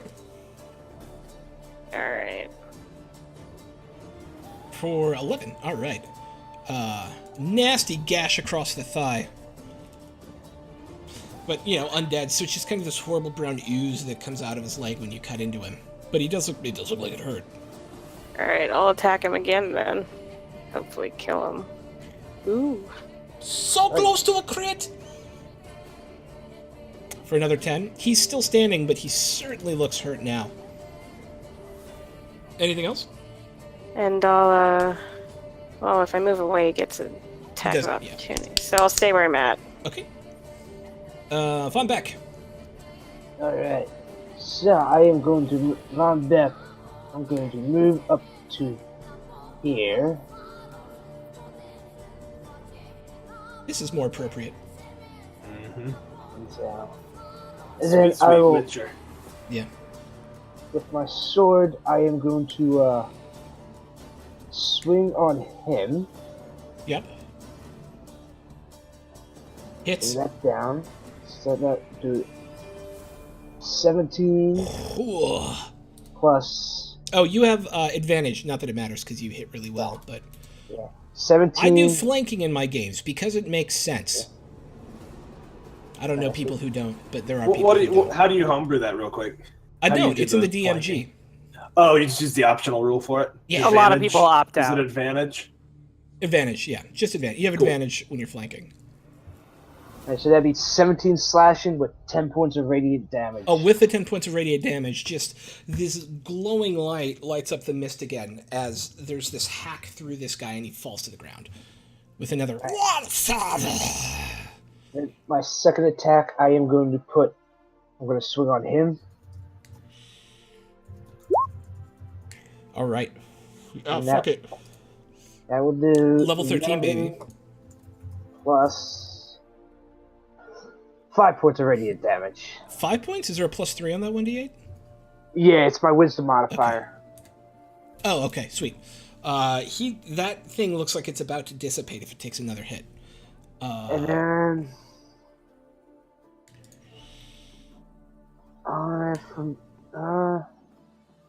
doesn't say if there's a range on my blood maledicts, but it's basically a curse, the blood curse. Yeah. And so I was going to blood curse him Okay. with my binding. So he must take a strength saving throw of 8 plus 3, 11, so 16. He makes it. Alright, so then nothing happens then. Okay. Anything else? That would be all for my turn. All right, Rainer. So that wispy boy right by Helbus and Norden is looking pretty. You said it looked like one more hit would finish One him more off? solid hit will probably take him out, yeah.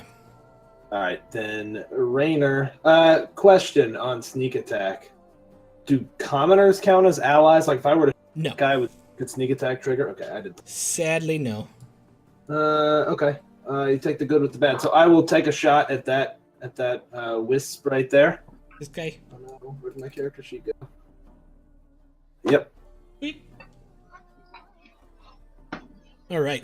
Yes. Okay. Then I will trigger sneak attack as well. So have 28 damage on that wisp. Boink. It's just this pss of smoke Then as it dissipates. Rainer will step up next to Grix and look at that civilian standing there and be like, "What are you doing? You've got to get out of here!" She looks And terrified. he'll kinda- Yeah. He'll kind of push past her and he's going to take a shot at this zombie ghoul thing. Skelly. And he will Yeah. just a regular skelly, and he will do a sharpshooter shot. Okay. Yeah, just barely hits. For 22 damage. And with a single shot, it just shatters. Nicely done. Anything else? That's actually, you know what? He'll use a bonus action with a little bit of movement left to try to hide behind like this civilian and the other one, I guess, as they're kind of moving. Make a stealth check with advantage. Oh, I guess there's a tree right there, right? There's also a tree right there, yeah. He'll use the tree because he's trying to get them out of there. Okay. So stealth with advantage. Yep. 28. All right. Done and done. That is done for Raynor. Sweet. Skellies. Skelly comes back here. Skelly comes over here. Any other Skellies left? Nope, that's it. Skellies are done. Grix. All right. Hold the line, my friends. I'm gonna step here. So, allies don't obstruct my line of sight, correct? No, they do not. Okay, then I'll go here. And just double checking. Oh yeah, I'm going to cast Disintegrate on Okay. that big guy. Nice. Don't you tempt me. All right, and so he needs to do a.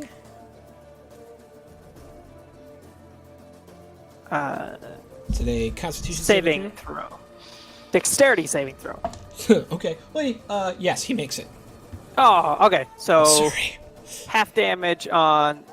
What's the so- damage type? It's force. Oh, okay, sweet.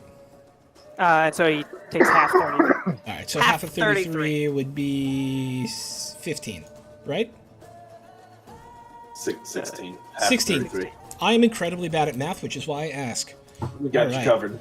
So this horrible green light comes out of Grix's hand, and when do I check for wild magic for you?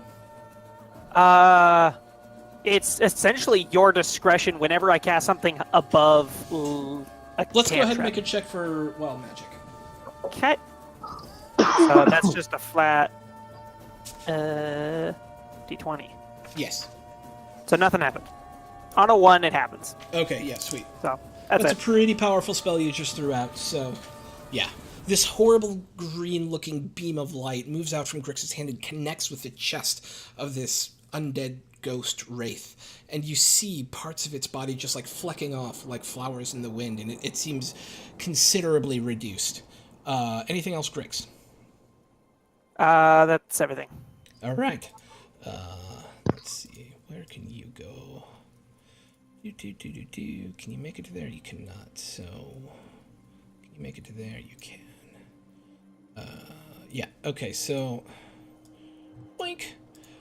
Coming up behind you, Grix, is what is obviously a person who was once a person but is now a vampire.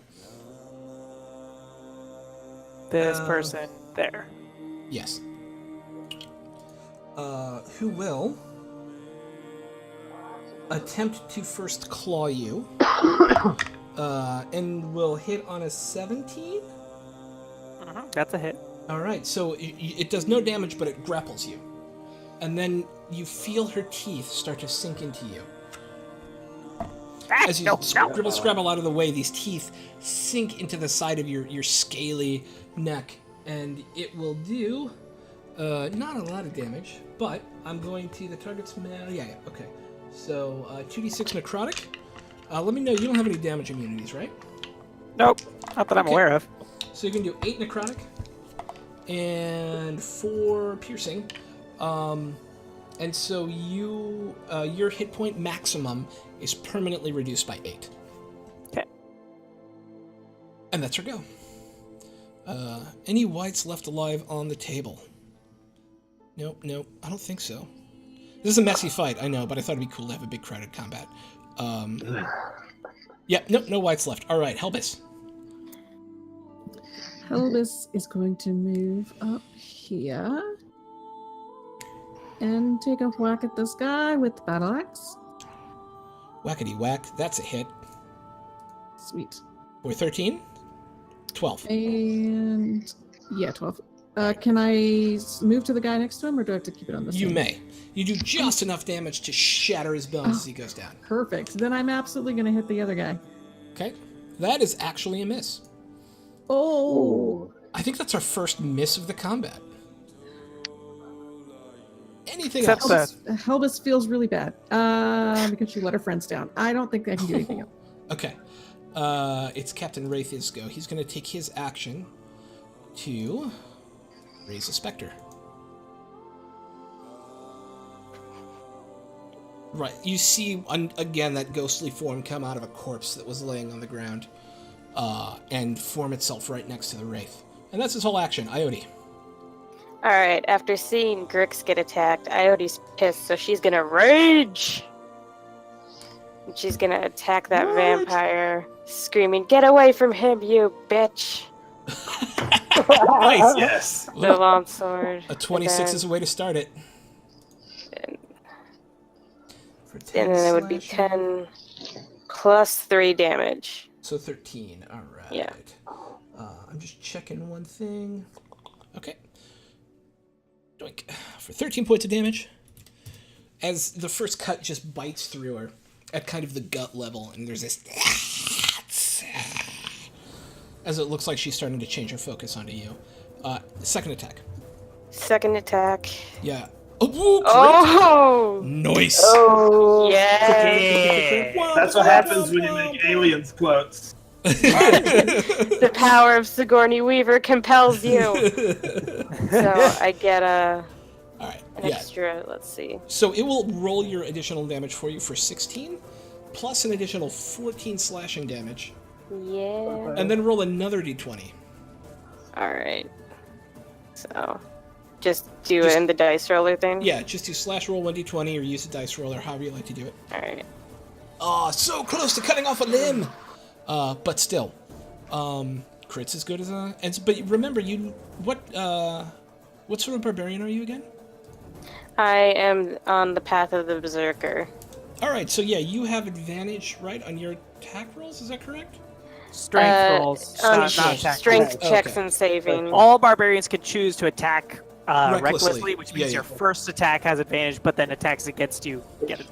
Get Yeah, it. it's actually all the attacks. Yeah, all I bar- reread yeah. that like Is it? 3 or 4 times. Yeah, It it's all says the on your attacks. first attack choose, but then it's all of your attacks get it, which would Okay. include even attacks of opportunity.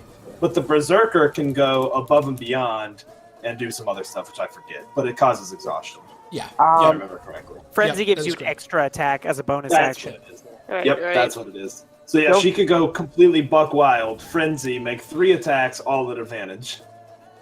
Yeah, super gross. Don't forget, she also gets a rage bonus to damage rolls. Yeah, she added Nerdlopedia that with the on. raid. That's a Everybody plus say 3, hi yeah. to Nerdlopedia team. Oh, woo! Thank you for the raid, guys. That's fucking awesome. All right. Sweet. Iode, anything else? You're not berserking, right? You're just going normal? Yeah, no, I'm just raging. What Sweet. about the bless? Does that count? It would be a plus 1d4 to hit. To and a hit plus- rolls. Yeah. Oh, okay. Just want and to then make sure. other I got checks. And to saving Oh, throws. yeah, but you're not blessed. Yeah, and to saving throws. All right, Von Beck. All right. It's me. So Von Beck is going to run through here. As his bonus action, he is going to on this specter right here. He's going to do curse of the fallen puppet Okay. on this. So basically, if it falls unconscious, creature immediately makes a single weapon attack against a target of your choice within attack range. So, Nice. So I am going to first attack him. Okay. So longsword. That's a hit. That's a hit, baby. And that does 11 Okay. plus. So, And this is a magical longsword plus 1. yeah, it's the plus. It's the plus 3 weapon. So Okay. so all that's added in there, so it Sweet, yep. does slashing with the radiant damage. So 5 radiant on top of that. And Yes. with one blow, it looks super fucked up already. Then I will Ghost-faced killer. gonna attack him, the Wraith King. Okay. So 17. All right. Yeah, that's a hit for 14. 14. And then for the radiant damage of, again, 5 points of radiant damage on it. Amazingly consistent, and I like it. You, between your attacks and Halbus's attack earlier, and then Grix's, it wasn't disintegrate, but whatever. He is starting to look really disembodied. He's already a ghost, but at this point, like, you can see through him in some points, and his form is really starting to deteriorate at this point. Anything else? I guess I just I'm an abyssal back to the plane where you came. Awesome. Raynor. All right, Raynor thinks he's hidden, whether or not he is. He is going to draw 4 arrows from his quiver and stick 3 of them in his teeth. Actually, take that back. Just before he does that, he is going to whisper to his bow, "Swift death to you who have wronged me." And he's going to knock an arrow and wait for the chance to line up a shot through the mess of stuff, understanding that's extra armor probably going in there. He's going to try to take the shot on that Wraith King. All right. Make a shot. Because I ignore armor with sharpshooter, right? He ignores cover, the effects He ignores of cover. Yeah. Take a shot. So he will make the shot. Is this with advantage if he's hidden? He's hidden it absolutely with advantage, yeah. Sweet. So I think a 21 gets it. 21 absolutely gets it. Also, so you guys know, a helpful tip on the upper center portion of your character sheet, there's a toggle between advantage, normal, and disadvantage. Look at that. Yeah. Hey, I just learned something. Cool. So I'll roll that. 12. So he did that plus oath damage. Plus a sneak attack in there. Yeah. Oh, With this kind of streak of golden light, an arrow flies out of your bow, hits the wraith square between the eyes, just as Helbus is backing for an attack, just as Von Beck is kind of moving out of the way. In slow motion, you visualize the shot, and it sinks directly into the center of his skull as he dissipates. Sweet. Without wasting a beat, he will draw a second second arrow from his teeth and shoot at the skeleton next to Norden. Nice. And he's going to use the sharpshooter feat for that. Okay. Hits. Cool. And I was rolling with... So I didn't mean to roll with advantage. I shouldn't have, I don't think. That's fine. Well, you know what? Actually, so would an 11 be a miss? Because I think that should have been a... But you get a plus... you roll 1d4. Oh, I also have bless, right? Yeah, roll 1d4. Yeah, you hit. 15? Alright, so I already spent sneak attack, so that would be 18 damage on that Skelly. Skelly goes straight down. And then he will action surge, No, draw a because third you're a arrow fighter. from his teeth. Yeah. He will shoot at that vampire right there. Yep. And he will also do the sharpshooter feat. For sure. That's a hit. that counts as hidden.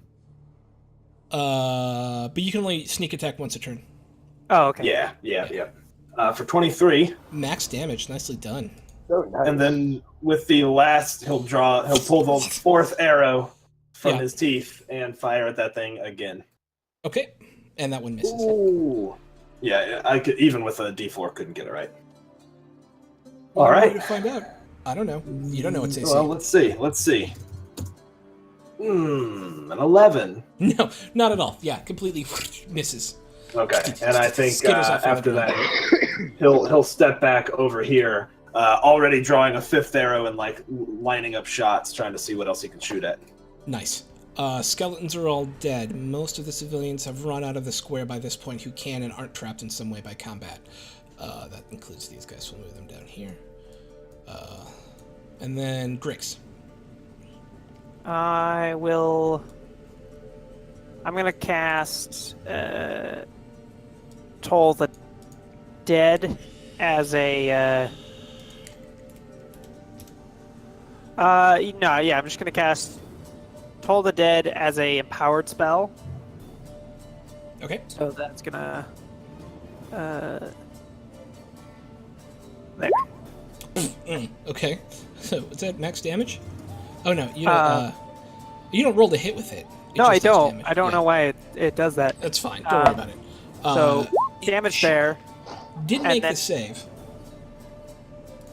So it takes half damage. Yeah.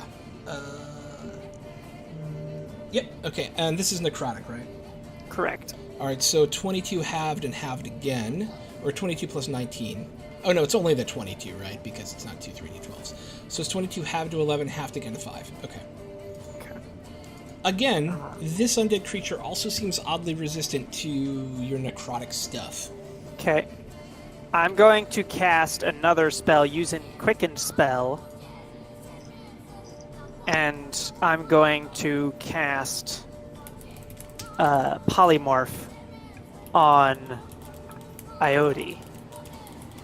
Okay. And Right. I feel like we should just keep with the theme, and I'm gonna turn Iode into an ogre. Okay. Why? Boink. Because there's a scary vampire next to me. Plus, you still got all your class ability.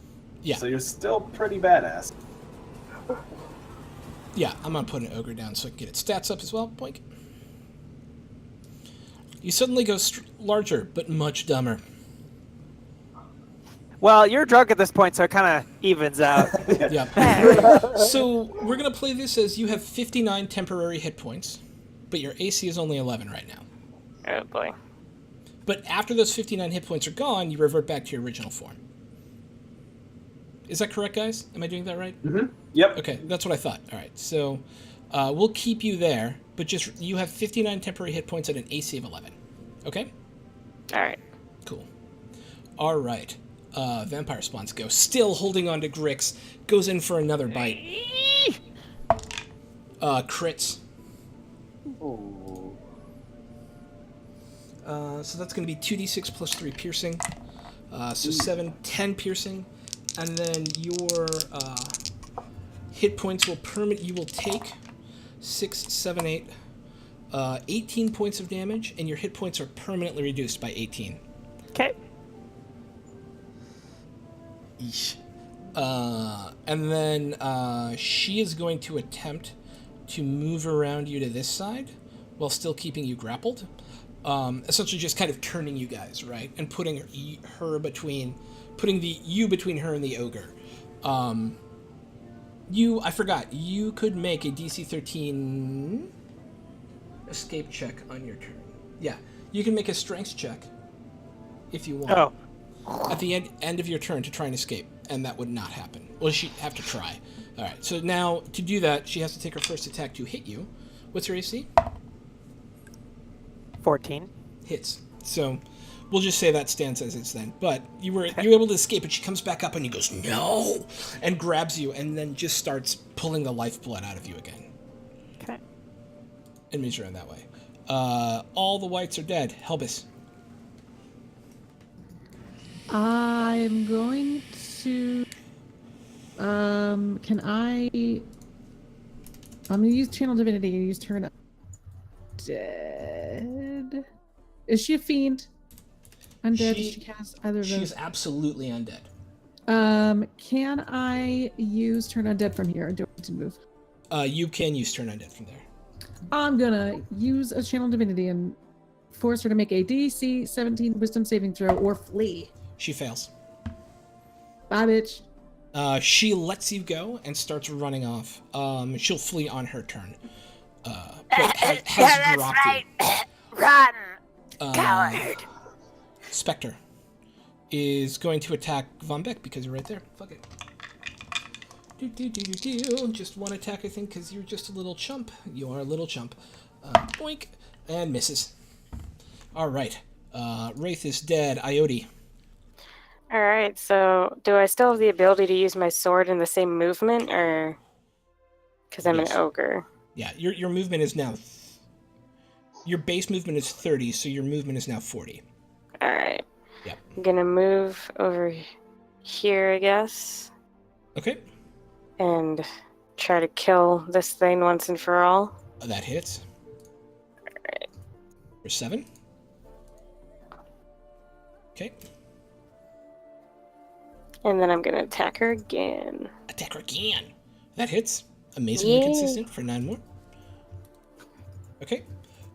Anything else? I'm gonna try and like get in the way between her and Grix. Like if I Okay. could wedge myself like as a wall between her. and You are Grix. far too large to do that at the moment, and it's gonna. If Grix would have to back up on his go for to make that happen. Right. For to make that happen, you've made your attacks, but for future reference, if I allow people to do kind of combat maneuver things where like you can push them or whatever, if you can explain to me how you would do it, so feel Right. free to get creative with your attack actions because I play pretty free with that sort of stuff. Gotcha. Okay. I guess Cool. that's it for me then. Awesome. Button back.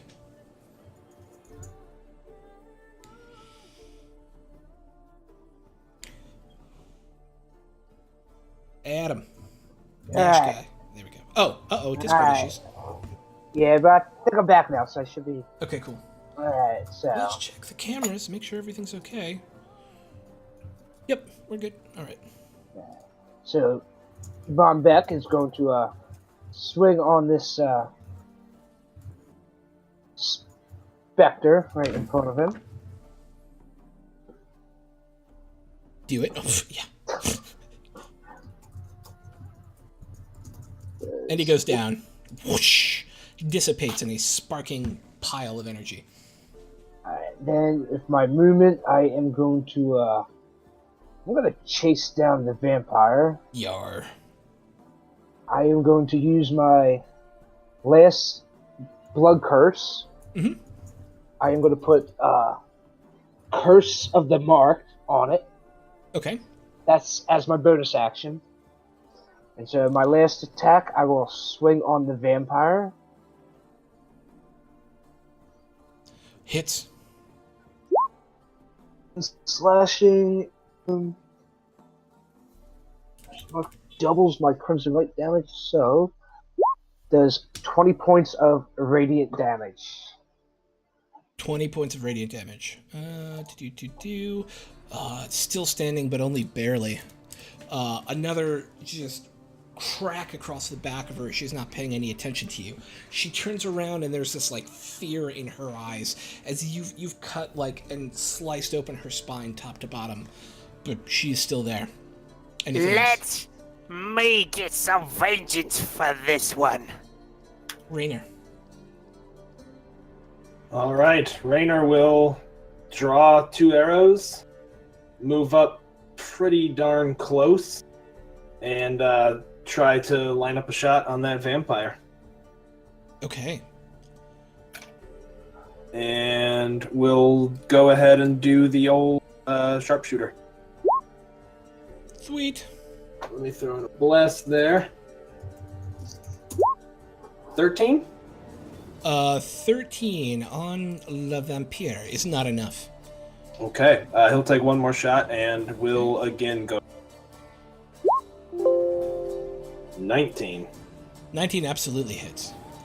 Okay. And also throwing in the sneak attack. All right. So Is 38 greater damage. invisibility awesome? Oh my god, I completely forgot. I I'm forgot you had completely greater invisibility as I well. should be rolling Yeah. everything with advantage. Oh Yeah. well. That's what I was It's saying. fine. Is you're Yeah, always yeah. hidden. Yeah. Right, that's what you meant. I completely forgot, to be honest with you. All right. Yeah. No. And she goes Cool. down with this. And as she does, the fog that had been taking over the entire square has cleared. Takes only a moment, but suddenly the fog is gone. And right there, we're going to take a break because I have to feed my cat and all that sort of fun stuff. So, thank you everyone who's been hanging out. We're going to be back in like 5 minutes after I feed my cat. And yeah, we will be back in just a moment.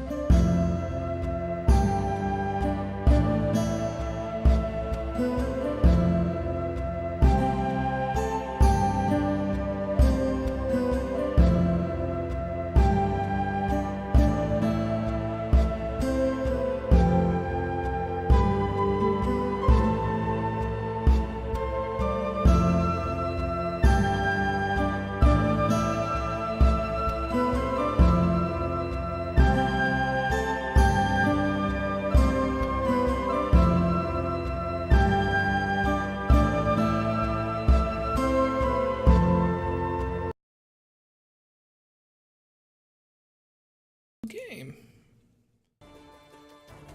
Welcome back, everybody, to the second half of our first episode of our special 3-shot, the Necromancers Gambit. Our party has just run into some sort of attack in Rattenberg Markt, which is the major marketplace inside the city of Halmberg. They've defeated the undead who rose up from the mist that was there, and we meet them now, directly after combat. I'm going to collapse to the ground and release the spell on Iode. Okay. Anyone Well, down thanks with Thompson? for that. Ow. I don't think Why the hell did you turn me into a giant ogre? I can't talk right now. I'm trying to figure out how to put this blood back into me. Well, when you stop being hurt, you're getting an earful, mister. I was Okay. doing just fine with my sword at normal height. Well, yeah, but I wasn't doing just fine. I was helping. How are you holding up, Grix? Are you badly wounded? Yeah. Yeah. I saw him take a couple of heavy bites. Didn't look pretty there for a minute. I'm going to use lay on hands. I mean, how many hit points would you ideally need, Grix? I can only take 14. Take 14. I give you 14 hit points.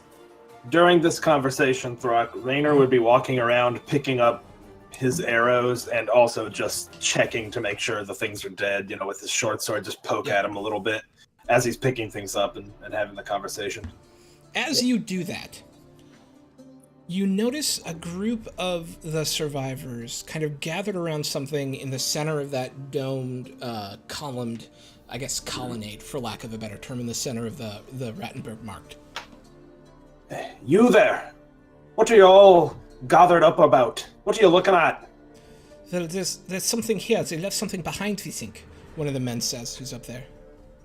Best you let one of us take a look at it. Step back. What do you think, Norden? I walk up to it, I take a look at it, using my Grim Psychometry. Yeah. Basically, I take 10 minutes to mediate on it, and I make a Wisdom ability check. Yeah, make a wisdom ability check. So what you see as you grab it is somebody's driven a staff directly into the center of that thing. And hanging off of it is a pendant made of black rock. It's carved in the likeness of a cresting wave. But I did as a Wisdom save or just as a Wisdom ability? It's fine. You would have gotten an 18. So Grim Psychometry allows you to know what? It allows me to discern vague details regarding any lingering evil or wicked past surrounding it. Absolutely. So, basically, obscure information about dark events that may have previously surrounded the objects. Okay. This has a heavy necromantic flavor to it, as if crafted by someone steeped in and with necromantic energies boiling off of them. Brock, would I recognize any of these necromantic energies from my past? No, but you and Raynor would both know this symbol. I take a look at it. I whisper, Raider. I show it towards him. I show the symbol towards him, kind of like out of the way of other people. And so, what does it mean to us? All right, so there is a kind of lawless city on the northern edge of the duchy, and I'll go to that map real quick. Doink doink. I'm going to edge my way over towards them very slowly. Okay. Called Bilgewater. Bilgewater is essentially run by groups of gangs who are consistently fighting each other and fighting off the undead that tend to rise up from this area up here, which is called the Key. The key is the area where all of the rivers that kind of converge in this area split back off into a wide open marshy delta that is now a breeding ground for undead. One of the major players, one of the major kind of gangs that lives there is called the Crimson Wave. The Black... Where do I have that note here? The Ebon Tide is an offshoot of them, who has been causing trouble actually far further to the south from what you understand. Down around the ruins of a place called Knockrichten. Beyond that, you don't have a ton of extra information. You pretty much know that there was a big gang that part of it split off and started heading south for some reason, and has created some trouble along the way. What about the rest of the party? Would they recognize it as something we've encountered together before, or is it specific to Raynor and Norden? I would think the other person, because of its connection to necromancy, Helbus probably has some understanding of it as well. Because of the rumors of necromancy around it. Where was I'm it gonna- from again? What area was it from again? So originally from Bilgewater, but the group called the Ebon Tide had the rumors were they were moving south, although unconfirmed, to a place called Knockrichten, which is a ruined town on the very southern edge of the duchy, which is down here. Raynor would try to get all the people to disperse. Be like, all right, evil thing has happened here. Go back to your homes. Go be with your family. Get the feck out of here. Let us handle this. It's what we do. Get out, go on! Drag myself over to it and touch it and cast Identify to see if it's actually a magical object. It is not a magical object. Okay. As you do that, Ioti, that same old man who told the tale here earlier, kind of waddles up to you, and he pulls a book out of his hand and presses it into your palm. He says, "You have deserved this. Good luck." And he vanishes before your eyes. Did anyone else just see that? No, my vision's gone pretty dark. I'm not seeing much of anything. I would say that was the strangest thing I've seen today, but, well, given that I saw you turned into an ogre and a vampire nearly drink the blood out of Grix, I think it might be second or third. Alright, well, I open up the book and try to read it. For sure. So this simple brown book it's this worn leather cover. And on the front of it, it says Bardic Inspiration, Tales of a Band of Minstrels, and was written by somebody named Wistari Keyfir, Wistari, Key, K-E-Y-F-I-R, Fear. As you open it, it actually begins to play a musical tune. Flipping through it, you, just on a cursory look, you realize that this tells the adventures of Wistari and his band of bards as they travel through the country before the Plague Touch came. It's at times hilarious and other times incredibly tragic, as the author once had to carry corpses of two of his band members hundreds of miles through the wilderness. But beyond even that, there are pages sewn into the center of the book that look far newer than the rest of this aged, small, essentially chapbook, right? It's about this big, about that thick. It's not a full-on novel, but it's, probably 60 pages. And in the center of the book, recently sewn in, you see words written in both Elven and Common. Or written probably in a tongue you have not seen before, and Common. I was going to say, elves are not common at all, right? Indeed not. None of y'all would happen to be able to read this, would you? I've never seen it's that in- script in my life. In common, we couldn't, right? Yeah, the Common piece you could. It's one on top of the other. If you have an intelligence above 16, you would recognize the script as Elven. Would a person be able to make an educated guess based on like the spacing of the words and stuff, and guess to see if this is, since they're like right on top of each other, if they are the same words just in multiple languages, or if I think the Elven or the other language has a different message than the common. Yeah, make an intelligence check. Oh. Or an investigation check. An investigation check would be the right call. Oh. You are not the person to make that guess. You're like, there's words here. So, on receiving the book, or on the newly sewn in pages, it says, "Receiving this book, you have made some great show of strength or aptitude. We need more of that. Please come visit me at my bindery on the South Road, just north of the Cairnlands. Space K." It says K. Okay. I've been recognized for my drinking prowess. Wonderful. And on the opposite page is a hand-drawn map, very rough, that shows the region around the northern Cairnlands, all the way down to the ruins of Knockrichten and Knockrichten Keep. And below that, there is Elven, this script that is unfamiliar to you, but then a transliteration that says this. I'm gonna put it in chat.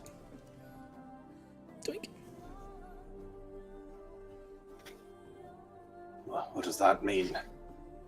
Estelmo Met. Is that a name? Don't know him. I don't think so. Does it sound at all like a common name? Like, does it follow that pattern? No, not at all. That is not a name, or at least not any name that you'd be familiar with. All right, well. I don't know what it means. What about the rest of you? Well, Don't it seems know. pretty obvious.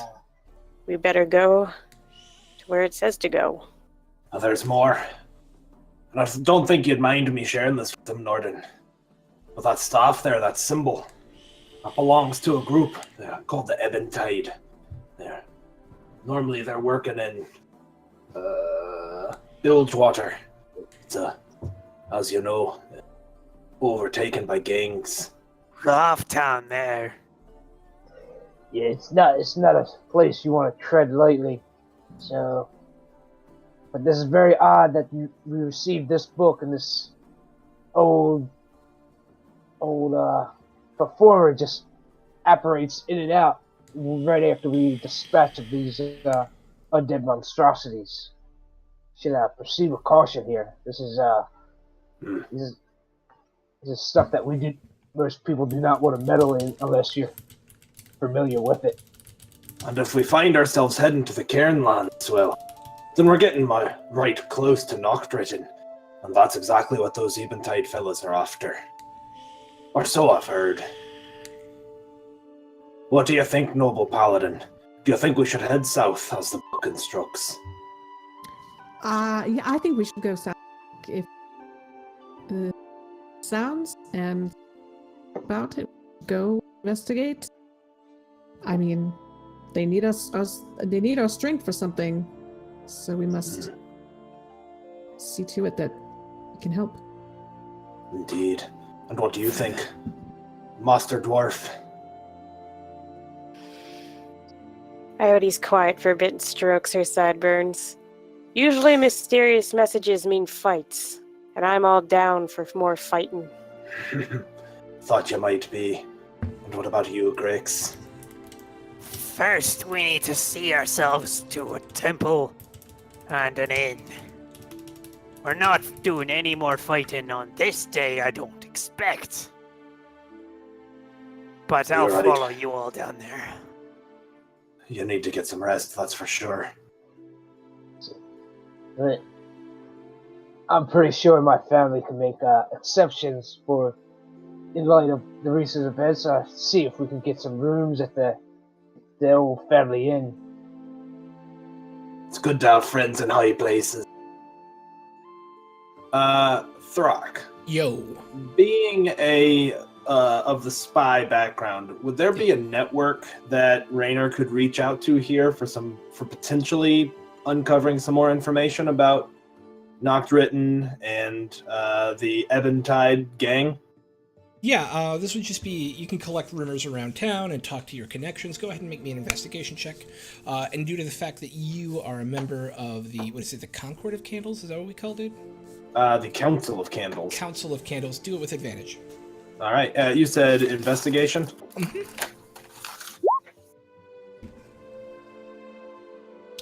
18. All right. So things that you are able to figure out, and if anybody else wants to do some rumor gathering at this point as well, you should feel free. You just make an investigation check. Tell me, I'm going to talk to the people who saw this, ask about the stuff that I learned, and whatever. You should feel free to, but you don't have to either. I don't think that's a good idea for me to do any more intelligence-based rolls. Aye, same. Okay. So between Helbis and Raynor, you guys find out a couple of important pieces of information. Raynor, you find out from your contacts that something very similar happened about a 10-day ago up in the North Farthing. But the Farthing guards kept it secret and told no one to talk about it. Of course, people are still going to talk, and so rumors have been going around about this already. People are kind of freaked out that it's already happening here, but your guards tell you, yeah, we've seen this before. We're not really sure what the fuck is going on. The Duke was kind of freaking out about it. This isn't new, and he was afraid that it's a new push on the city or something, but nobody's been able to track down where it came from. Helbis, you actually learn more about the bindery itself. It's rumored, books have been coming up out of the south, and so people believe there's a book bindery down there, but nobody's actually ever seen it, right? It's rumored that there is some some crazy old bard who lives down there, who has like a consort of artisans who work together to try and bring knowledge back from the darkness of the Empire's fall, and are trying to republish books and things like that in order to get folks to kind of start building knowledge and building investigation and building inquisitiveness again. But nobody's ever been able to find it.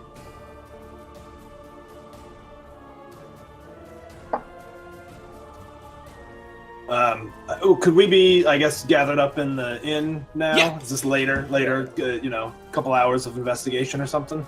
Yeah, While they did that, can I have gone to a temple?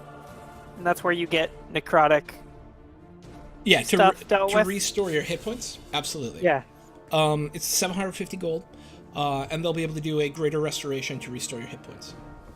Okay. I don't know if we were given any money to start. 1,500 to start. Oh, okay, got it. Yeah. Okay, and you said 700?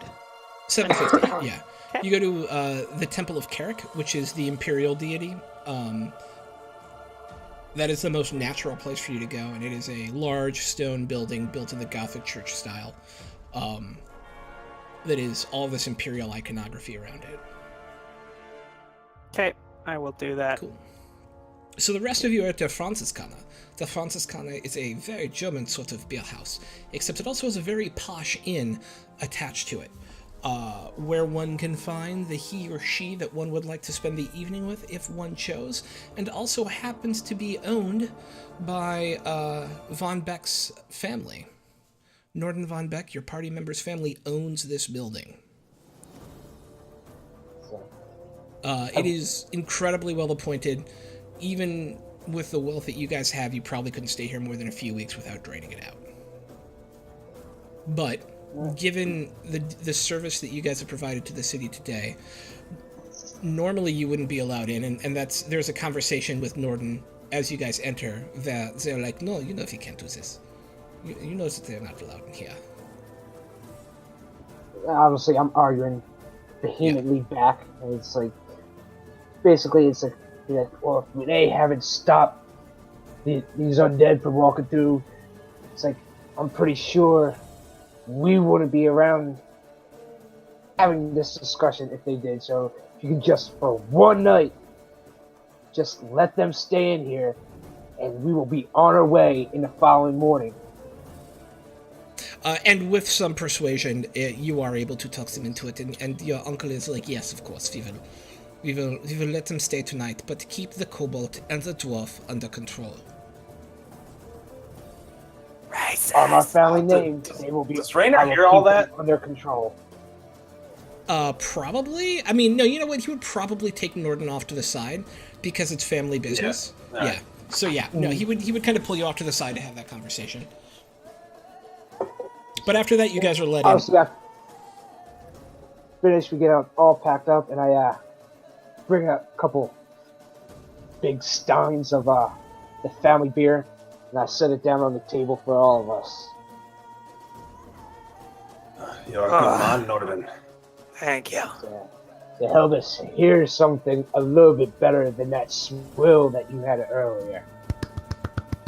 Throws it back. Norden, It's delightful. I Yes, must Rainer. ask you. I don't understand. I look around, I see a posh, I see wealth. I see a family who is at the very top echelons of society. And yet I see you, day in, day out, trudging through mud and rain, sleeping in caves. Is that blood on your armor? I don't even remember if that's yours or a fallen foe's or maybe a bit of both. What made you choose the life, my friend? With a heavy sigh, Norden takes a long look at his colleague that he has fought many times before, and he's weighing the decision of how much he should tell the party and how much he should keep secret. He's not stares down Rainer, but he kind of his piercing blue eyes stare at Rainer. There's not long ago I was young and in love. Inspired between my family and a up and coming brewery that we tried to push into make claims that they were far better than ours, but the people like what they like, and ours was still the best in the land. The proprietor did not like this, and between some things and being young and in love, some stuff happened, and Cassandra will be missed. And that's all Norden says before he picks up his stein of beer, a little revering in the moment before he takes a big giant swig of his drink. Well, you've never shared that with us, Norden, and I appreciate you. And I'm sorry to hear of your loss. And Rainer would kind of look around a little bit and scoff. It's a bit unfair, isn't it? They don't even know what we and the likes of us go through out there to keep people like this safe, so that they can sleep in their beds each night without worry. No, they don't feckin' know, and your own family almost wouldn't give you a room tonight. That's and they the real judge us. justice. Ione That puts they a hand do. on Norden's shoulder and is like, would it help if I bought you a prostitute? And that's dwarven tenderness for you. It's all I Ione. know. In Dwarven, I answer Ione back. I appreciate the gesture, but I am fine. Your lady friend will be missed. And so will Sammy, Fox, Gix, Varzi.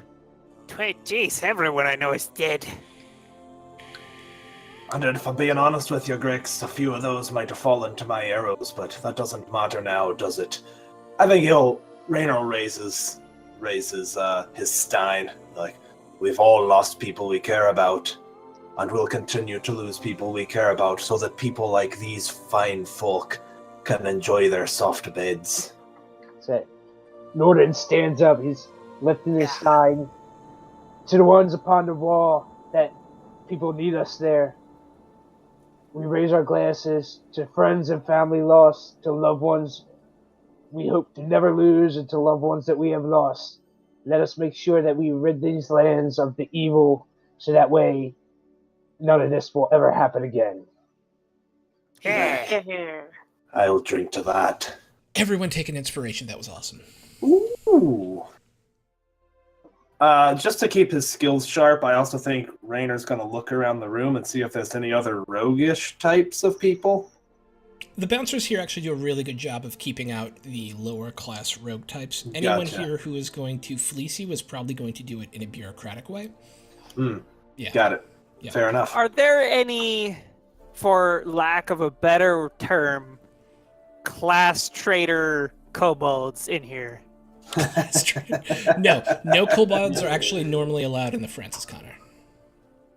You are the only one in here. And you get some weird looks from the waitstaff, who are like, You know, I'm starting to think everyone around here is moderately racist. Yeah, you know, it's been like that. Well, actually, it's a lot better than it was when I first got here. When I first got here, well, they shot arrows at my head. Well, But a you couple were years trying after- to conquer the city. It was sort of. Well, I Maybe mean, not. I was trying to do laps in a way as to not get hit by arrows until whoever was in charge gave up and we could go home. Fair enough. As most soldiers do. Water under the bridge, Grix. Yeah. okay. And as the night continues, you continue your revelry and bonding. And the night will pass uneventfully. So you get all your hit points back, you get your spells back, and you sleep in incredibly comfortable beds. Yay. Day comes upon you.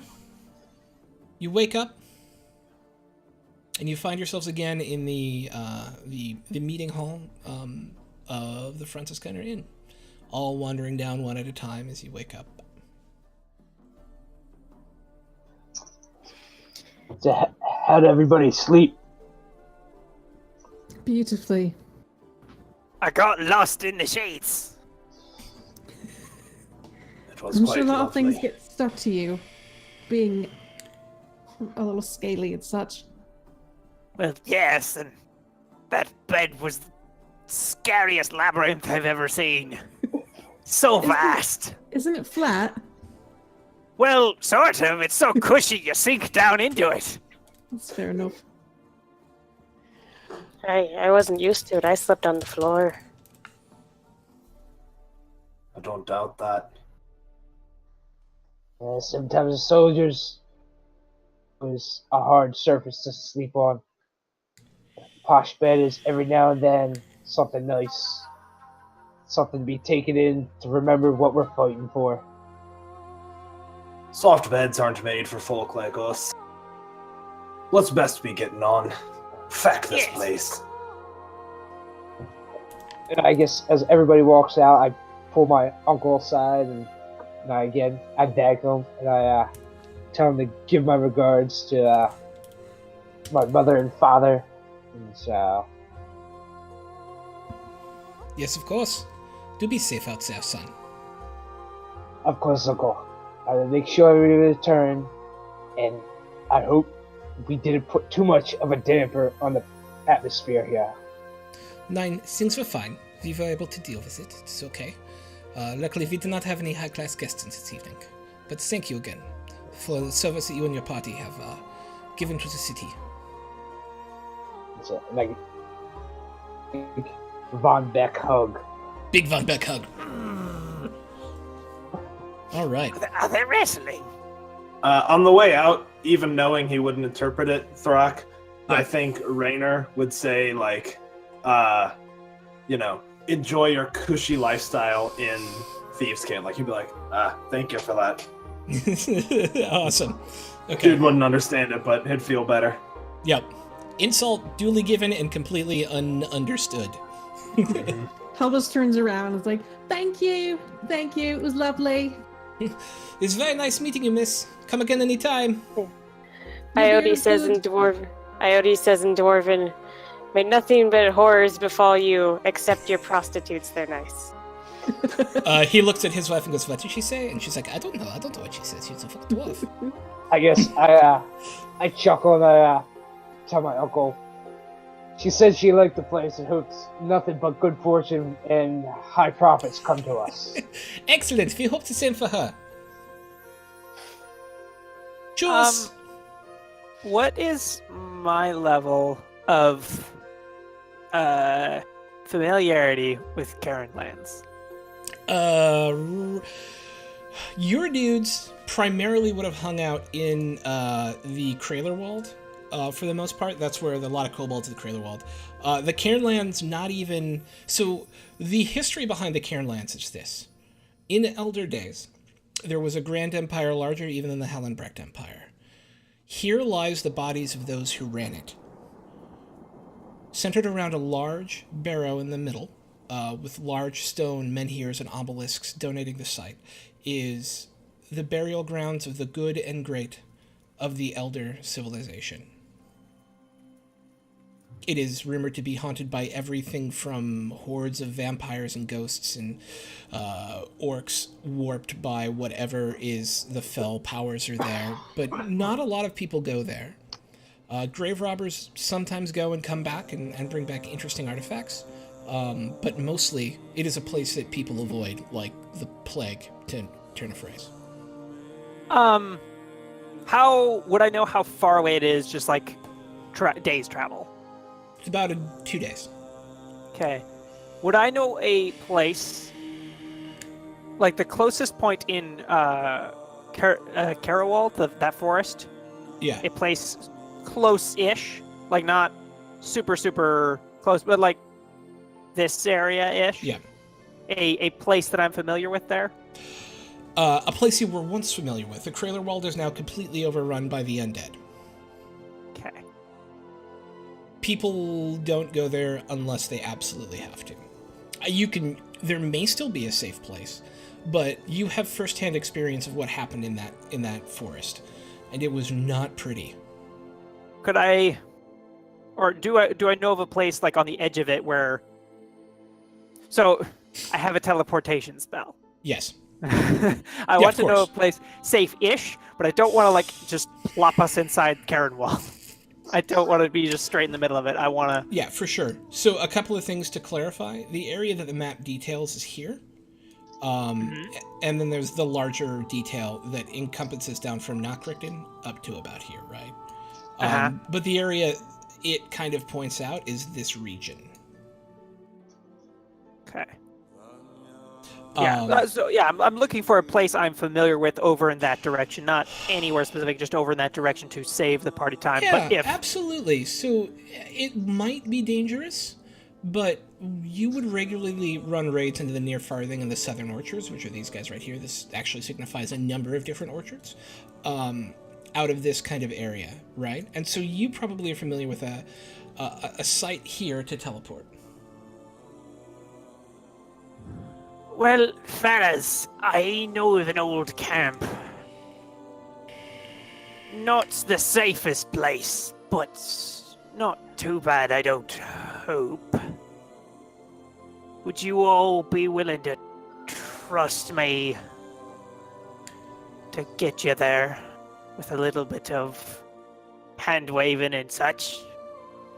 If I weigh our options, if it's the chance to drop into the middle of danger, or spend several days on the feckin' road, I know what I'll choose, but he will draw an arrow and, just be holding it. What about the rest of you? Paladin, what about you? Norton pulls out his sword and holding it. He's like, as long as you don't turn me into a fucking ogre again, then I'll be up for any means of alternate travel. What's up with you racists? Ogres are perfectly fine folk. I think that's something we need to talk about, Grix. No more of the polymorphing on our side, unless we ask you. Please don't ever turn me into an ogre. I couldn't handle it. Alright, fine. I promise. Yes, but I want to hear it from each of your mouths that you're okay with this plan of action. Coyote Go pulls ahead out without her long sword and is like, I'd follow you anywhere. Wonderful. I'm happy with whatever the group. I would be fine if there was a. But just whatever All right. Okay. So, you're going to teleport. Yep. Is that correct? Excellent. All right. So, as you cast the circle, it takes about a minute. So I went back to circle magic circle because of your rollback. What I had actually switched out because I didn't like teleportation circle is I switched to teleport, which functions slightly different Sorry. than that. It's all good. This spell instantly transports you and up to 8 willing creatures of your choice that you can see within range to destination you select. So the thing is I have to then roll a D100 based on my familiarity of the place. Okay. If it has a permanent teleportation circle there, then it's a guaranteed hit, which I wouldn't expect. Yeah. If there's a object that I carry from that place, then it's a guaranteed hit if it's an associated object from that place. So let me ask you, having given up that life, would you still be carrying an object from that life? Okay. Yeah, I think it has to be something from like a certain while ago. No. Okay. Yeah. Okay. So then we roll the D100. Yeah. So it's based on your determination, I guess. Am I very familiar with it or seen the place casually? You are very familiar with it. Okay. All right. We'll roll the D100. Wheel of Morality. Turn. Show me the lesson I should have learned. Oh, okay. 74. Should be pretty good, right? Is on target. On target. Woo! So we land exactly where I was trying to send us. In a moment, you see a flash of terrain go whizzing by before you. You see, first for a moment, the city, and then the farthings and the large sort of white painted windmills that they have there to do the grain. And then just for a flash, you see the trees before you find yourself standing suddenly in the middle of a camp that has not been used in 20 years. The woods are silent. Familiar places. Rainer will put the arrow away. You did good, Gregs. Wonderful. All right, I would suggest we get out of these woods as expediently as possible. As much as this is a nice old home, we really should be going. Yes, are we terribly far from the south road that we... No, not anymore. It Good. should take just a little while to get there. You guys are But there. we will have to cross some water, though. Little bit of a challenge. Over there, GM? Yeah, you're where you see the marker here on the map. Yeah, blink. Oh, I thought you meant we're there where we wanted to go. Okay. Are there any bridges or fords? I'm not much of a swimmer. The kobolds and hobgoblins had some last time I was here, but that's been a good long while. I'll lead you to where I last saw one. We'll see if it's still there. All right. All right, so I'm gonna need a survival check from whoever is leading the party out of the woods in order to get to the river. As a scout, I got you. Unless you got better. Don't make me do it. Would I sense any undead in the nearby vicinity of us? You actually, and it's fine. Essentially, you know you have to go south, and rolling above a 10 means you go south. So you don't worry about rolling 2 there. So, interestingly, both Helbus and Norden have the feeling of oppressive evil just weighing down on you. It's as if the colors here for you two are grayer, and everything looks more rotten. To everyone else, it looks like a forest, right? But to you two, given your special connection with either deity or with the hunt, essentially, you just feel... things feel decayed here in a way they don't to everyone else. Grix would be walking along cautiously, but reminiscing, putting his hands, scraping his hands across the trees, seeing old, deep scars in them from days of training and practice. Awesome.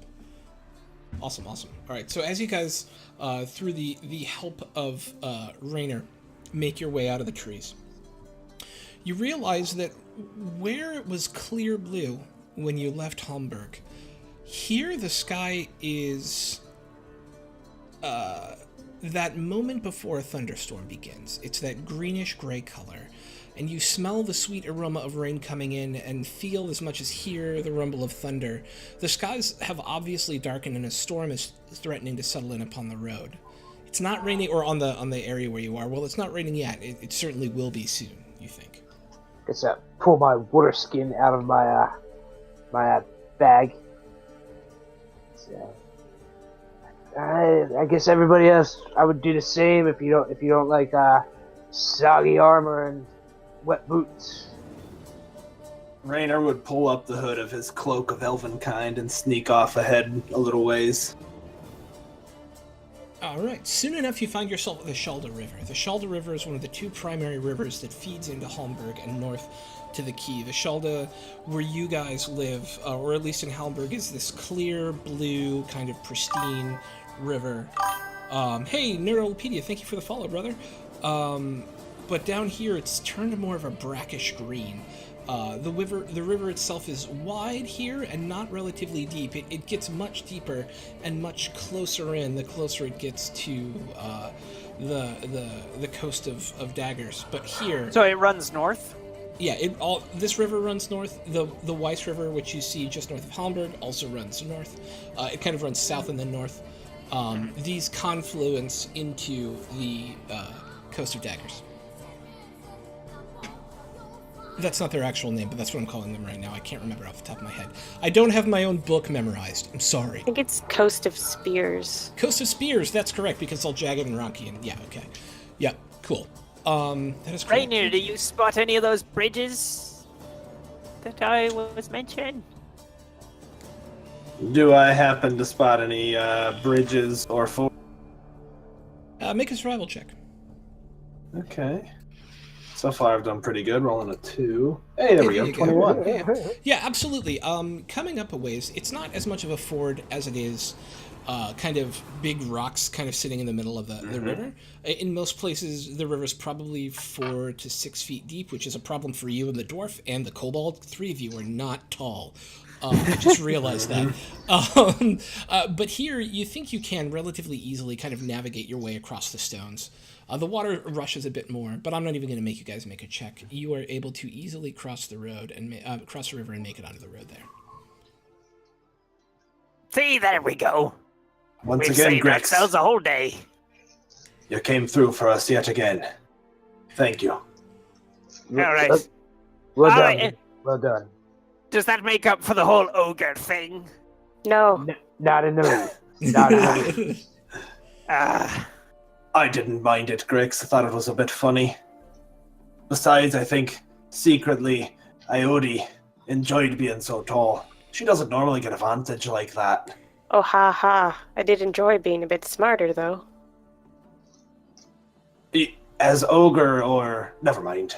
All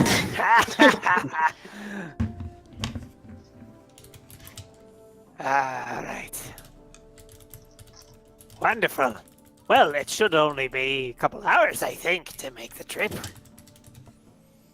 Excellent. Yes, and from here, it's only about an hour and a half to the area detailed on the map. Soon enough, you find yourself in that area that's marked as a location of these storehouses, right? What you see around you are these green hills topped with scrub rolling off to the southeast, while to the northwest, the river and more rolling land far off into the Kraler Wald, which you were just at. There are no buildings here, but that sense, that sweet smell of oncoming rain now mixes with a really strong sulfuric scent.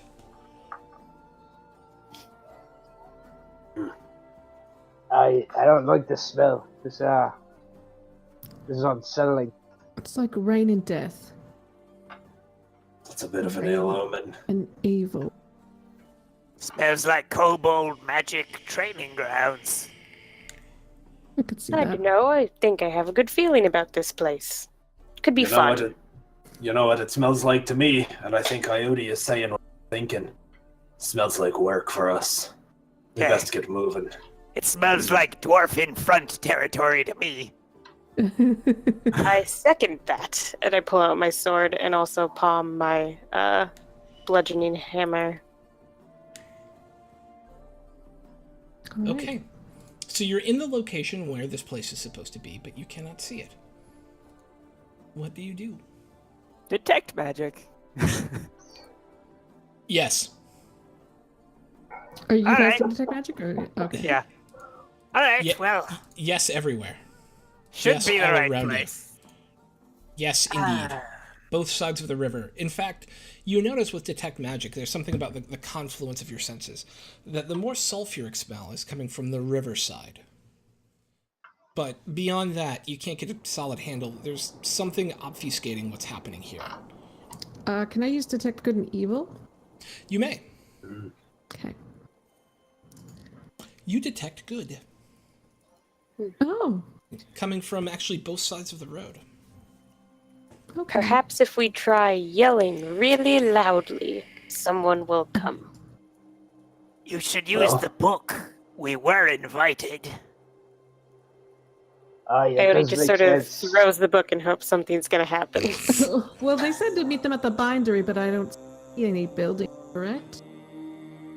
This is definitely the right place, but But there's somebody nearby.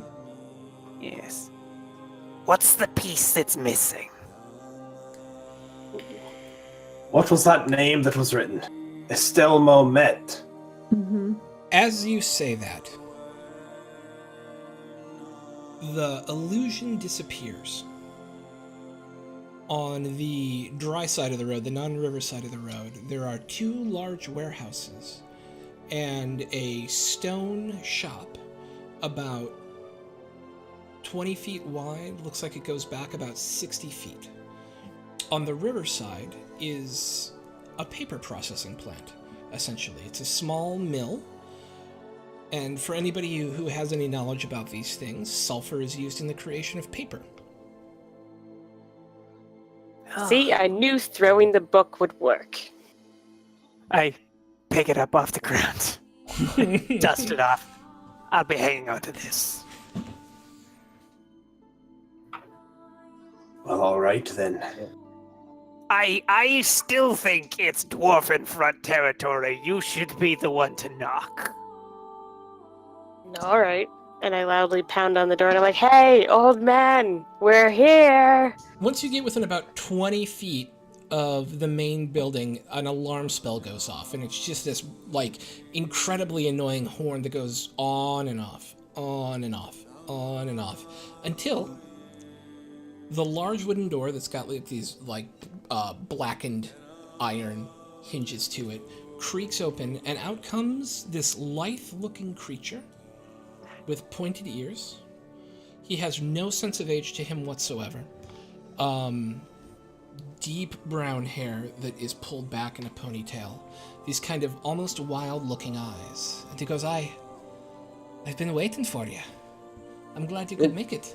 I take it you're fans of my novel. We've skimmed it. We've only had a light reading. We haven't the time to read the whole thing. What brings you here today? Well, a creepy old man that just sort of poofed away handed me your book. We fought a bunch of dead guys, and we figured it's best to follow mysterious messages. Oh, that was likely Charles. He's a fascinating creature. He wears a different mask every time I see him. But he's been an ally a long time, and if he gave you that book, I'm sure we will be friends. And he snaps his fingers and the alarm comes off. Come inside. Tell me what story you have to tell me. And are you guys going to follow him in? Yeah. Yeah. Slowly. Yep. Yeah. Cautiously.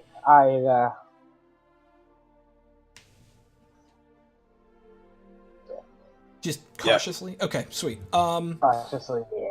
Yeah, so as you guys come in, you smell fresh paper tinged by sulfur and ground ink surrounding you as you enter the building. If it were sunnier out, there'd be shafts of light shooting through the obvious holes in the roof, and yet the inside looks incredibly untouched by age. In one corner, a halfling works on some kind of machine that's banging and clanking away. two other folks, a male and female human, both very hulking-looking fighter types with scars all over their bodies, while away the time at this large central table sewing bindings. There's an elderly human female flipping through a stack of chapbooks in the back of the hall, and there's one dwarven female and one human female, both working at these like large printing presses. And he'll look at you and go, "Welcome to my shop. Come, have a seat." And there's like a large central wooden table. He'll sit down at it. He'll just kind of flop himself down and do one of these. Rainer would sit. Yes. I'll stand. It's going to Jordan. take me at least 10 minutes to bend over. Of course, miss. Norton sits opposite of the. So that book is generally an invitation that something has happened, and my dear friend has decided to send someone to me. What is it? Well, What brings you? as the dwarf was trying to say. Go ahead, Norden.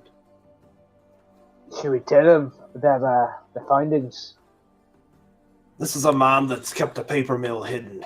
I think if we don't tell him, he could find it out anyways. Well, if you don't mind, then I'll summarize what brought us here. For sure. My dwarf friend here, what she was trying to tell you is that we're in Hamburg for the festival. What was the festival named again? Salvation. Festival of Salvation? Yep. Yeah. Okay. And, well, things were going quite swimmingly indeed. In fact, no big deal, but I won an archery contest. And both Iodi and, oh god, why did I forget your name? Helbus won and simultaneously lost drinking contests, if you take my meaning. Things were just peachy. But, well, there was a parade right at the end. And that's when things got bad. A fog filled the square, the market, and ghouls and a vampire. They rose up and killed some of the townfolk. Now, naturally, we happened to be there, which really put a damper on their plans.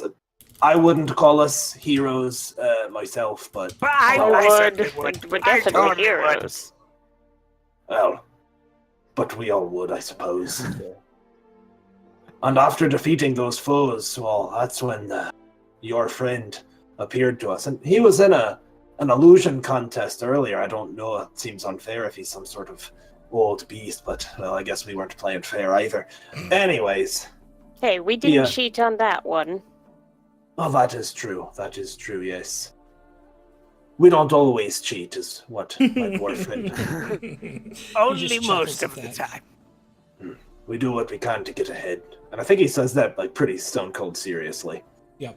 Anyways, that's when your friend arrived and gave us the book quite mysteriously, and as you magic users are wont to do, rather than just feckin' tell us what we're supposed to do, he wanted us to open the book and find the secret password or whatever riddles he had. Thankfully, we've got some real brains in this organization. And I think he would kind of smile at Grix when he said that. I would like look around. What are you talking about? And anyways, well, we figured this is where it led us. And we got here just as quick as we could. The festival was just yesterday. Did you find any evidence? That we did. Aye. There was a staff. Tell him about it, Norden. There's a staff with the symbol of marking of the Eventide. It's this is something we have not seen this far south of the Bilgewater. So it's very disconcerting as to them making claims and attacks this far south.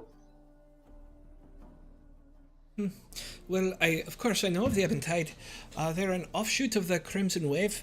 The Crimson Wave are one of the most notorious gangs ruling over Bilgewater. If left unchecked, they would become a real problem for the homesteaders living in the region. I'm concerned. I know the man who leads the Eventide, but they have taken up a... Ren O'Hara, thank you for the subscription. You get to give one of our characters in this game a free natural 20 for them to use whenever they want. So thank you, that's super awesome. The Eventide, they've taken up residence in a place called Knockrichten Keep. It's just north of the town of Knockrichten itself, and why they've moved here I don't know. But There has been more undead activity coming up from the south. To what end would they be dropping undead in the middle of a city? I don't know.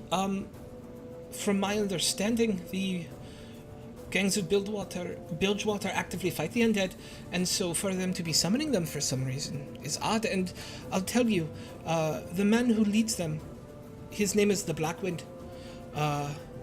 I knew him back before the plague, and he was a good man. He was a very good man. He has a presence about him, and he would have been an amazing performer. I never imagined he would have fallen so far as this. But I guess even these times can make good-minded people turn to dark deeds. They definitely can. With my background, would I recognize this name, Blackwater? Make a history check. Was it Black Wind or Blackwater? The Black Wind. It's obviously a title. Yep. No, you have not heard of him before. Yeah. This is fascinating. Well, we're clearly helpers, and so we're here to help. And if they're gonna be mucking about, dropping undead in the middle of civilized lands, then they've made powerful enemies. Because the 5 of us are probably gonna find them and kill just about every single one of them. To be fair, we have circumstantial evidence at this point, yes? We have somebody put an amulet on a stick, and we know that they moved down there. But knowing the Blackwind as I do, I would prefer if you could find a way in, and perhaps talk to him before deciding to eliminate them. Oh, that seems fair. We don't make a habit out of just killing everybody, but... well... I can't imagine why that staff was there. Either they were trying to be framed part of it. They were either sending a message or someone else was sending a message. So, you're right. We'll talk to them. But I'll tell you right now, I've my just friend's realized here. something. Excuse me one moment. And he steps away from the table. I would whisper to the rest of the party. So, are you guys saying that we now need to go to Bilgewater? I don't think so. I think we'll go to Knockbritton. Alright.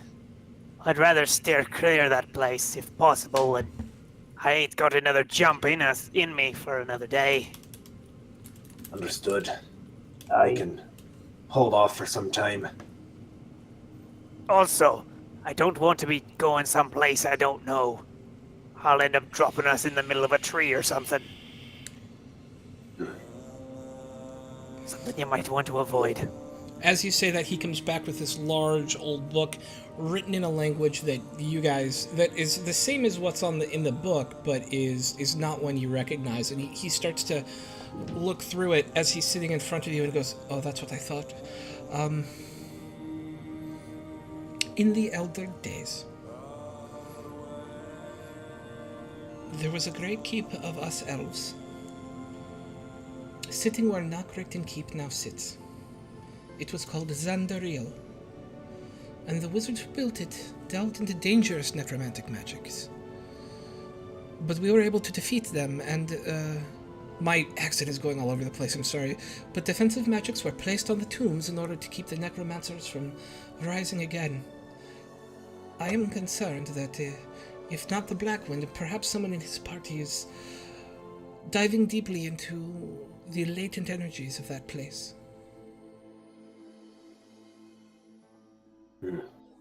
Well, if this is true, then this needs to be taken care of because the dead the dead are dead for a reason. There's no place in this world for the undead. Well, yes. And they spread extremely quickly. We must nip this at the bud as soon as possible. The last thing I want to see is more of those plague-touched bastards killing innocent people. I feel the same way. So I can tell you, I would be willing to offer you each 2,000 gold, were you to go down there and figure out what's going on. I did know the Blackwind before, and I would urge you not to Meet him directly with violence, even if his guards choose to attack you. If you can find a way to speak to him, you should do so. If it turns out he is the one who is harnessing this magic, then you should do what you must do. But either way, we have to convince Blackwind to leave Necromancers Keep. Would you be willing to take this on? We'll do what we can. Yes. Not for the gold, although we won't turn that down, but because this is the right thing to do. What were you gonna say, Master Dwarf? I'll do it for free. Well, don't I'll listen take to her me. cut. He You chuckles still a little have bit. to eat. Excellent.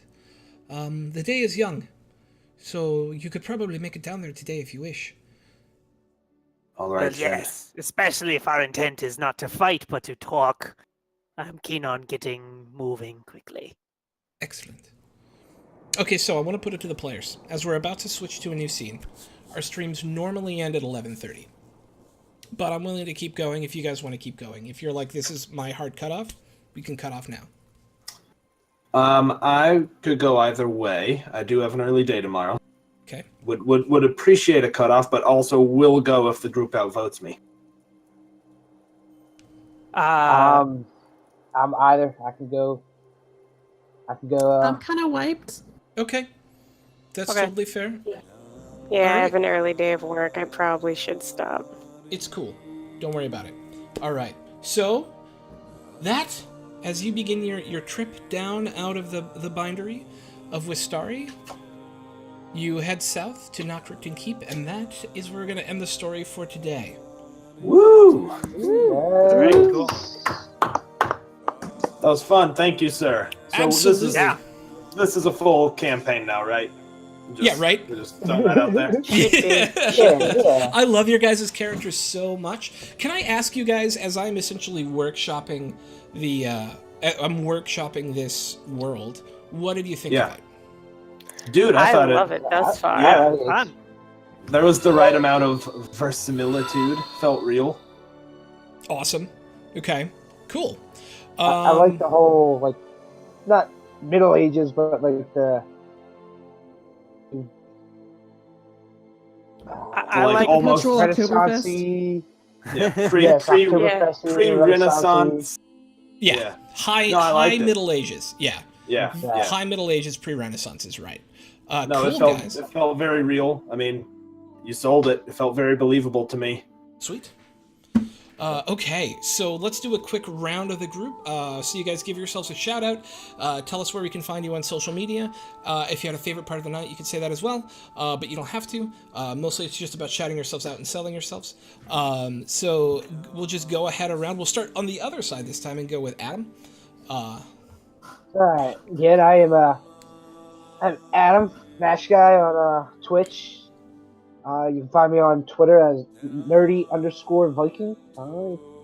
Give me a follow, or mostly on there shooting the shit with all my friends on there and talking a lot of D&D.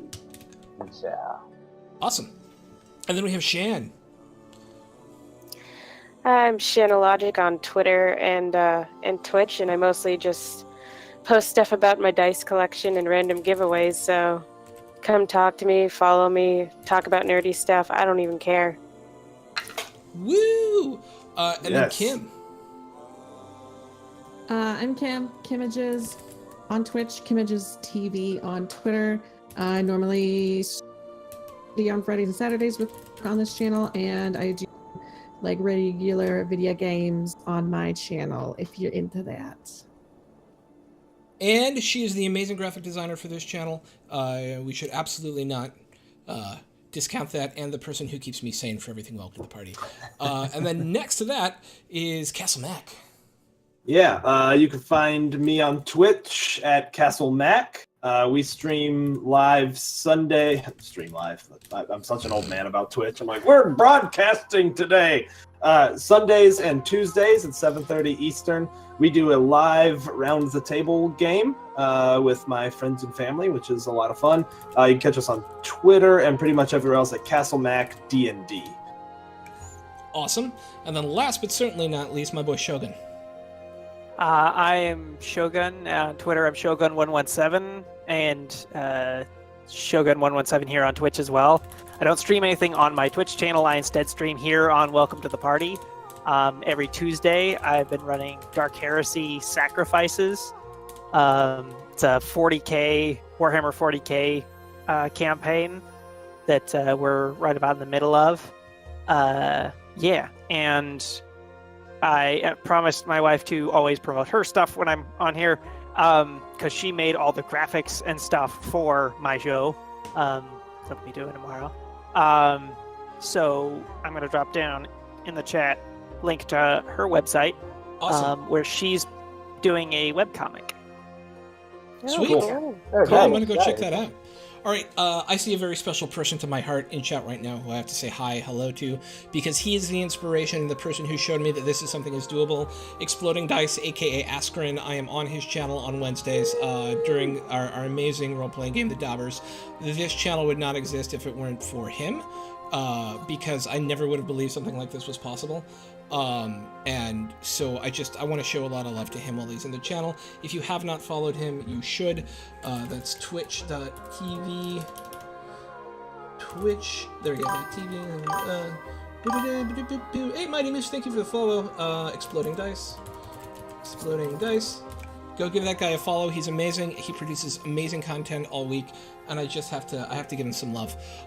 With that, I just want to thank all of the awesome people who came on board tonight and joined the party. Archer the Eye, Wiley Hobbit, Borgs Don't Cry, which is actually factual, Overdog and Sparrowhawk and Nerdalopedia and Ren O'Hara and Mighty Moose. Thank you guys so much for the follows. Exploding Dice, thank you for the host. Nerdalopedia, thank you for the bits and the raid. And Wiley Hobbit, thank you for the bits. With that, join us tomorrow at 8:30 p.m. for Dark Heresy Sacrifices with DM Shogun right below me here. All right, guys, see you later. Bye. And we're going to throw a raid out. Hang on, Bye. we need to raid. I'm wrong. We need to raid. We should raid. Oh, raid. I We forget gotta raid. every single time. I know you do. Who do we raid, guys? Who do you want to raid? I can't see who you're following. Who is I don't know on? who I'm following either. Let's raid. Oh, raid. I forget raid. every single time. I know you can hear my channel. Sorry about that. All right, who's somebody who doesn't have a lot of viewers who could use the love? Let's go with Yeah, know anyone that's streaming right now. Crits and Shiggles. That sounds funny because it's like Oh, shits and funny. giggles. Yeah, I'm gonna open their page, make sure it's not, make sure it's in English. Okay, yeah, we're gonna raid these guys. Cool. Dum Narc. All right, guys, stick around as we go show some welcome to the party love to Crits and Shingles. So that's /raid. Okay. Yep, /raid. And if y'all are interested in joining, if you want Alright, to guys, be on our stick roster around for as we go players, show some or if you want to love DM a game, especially if there's any lady DMs, we really want to get some more people running games. Just let us know. Get in the Discord. We'll schedule it up. We have some slots free, and yeah, we would love to have you. Yeah. Seriously, guys, you should join. This has been my first time streaming and my first time playing D&D, and it has been just A+ experience. Would recommend. 10 out of 10. Yay! So, Bye. Awesome. Cool. And we're out, guys. Cool. all right.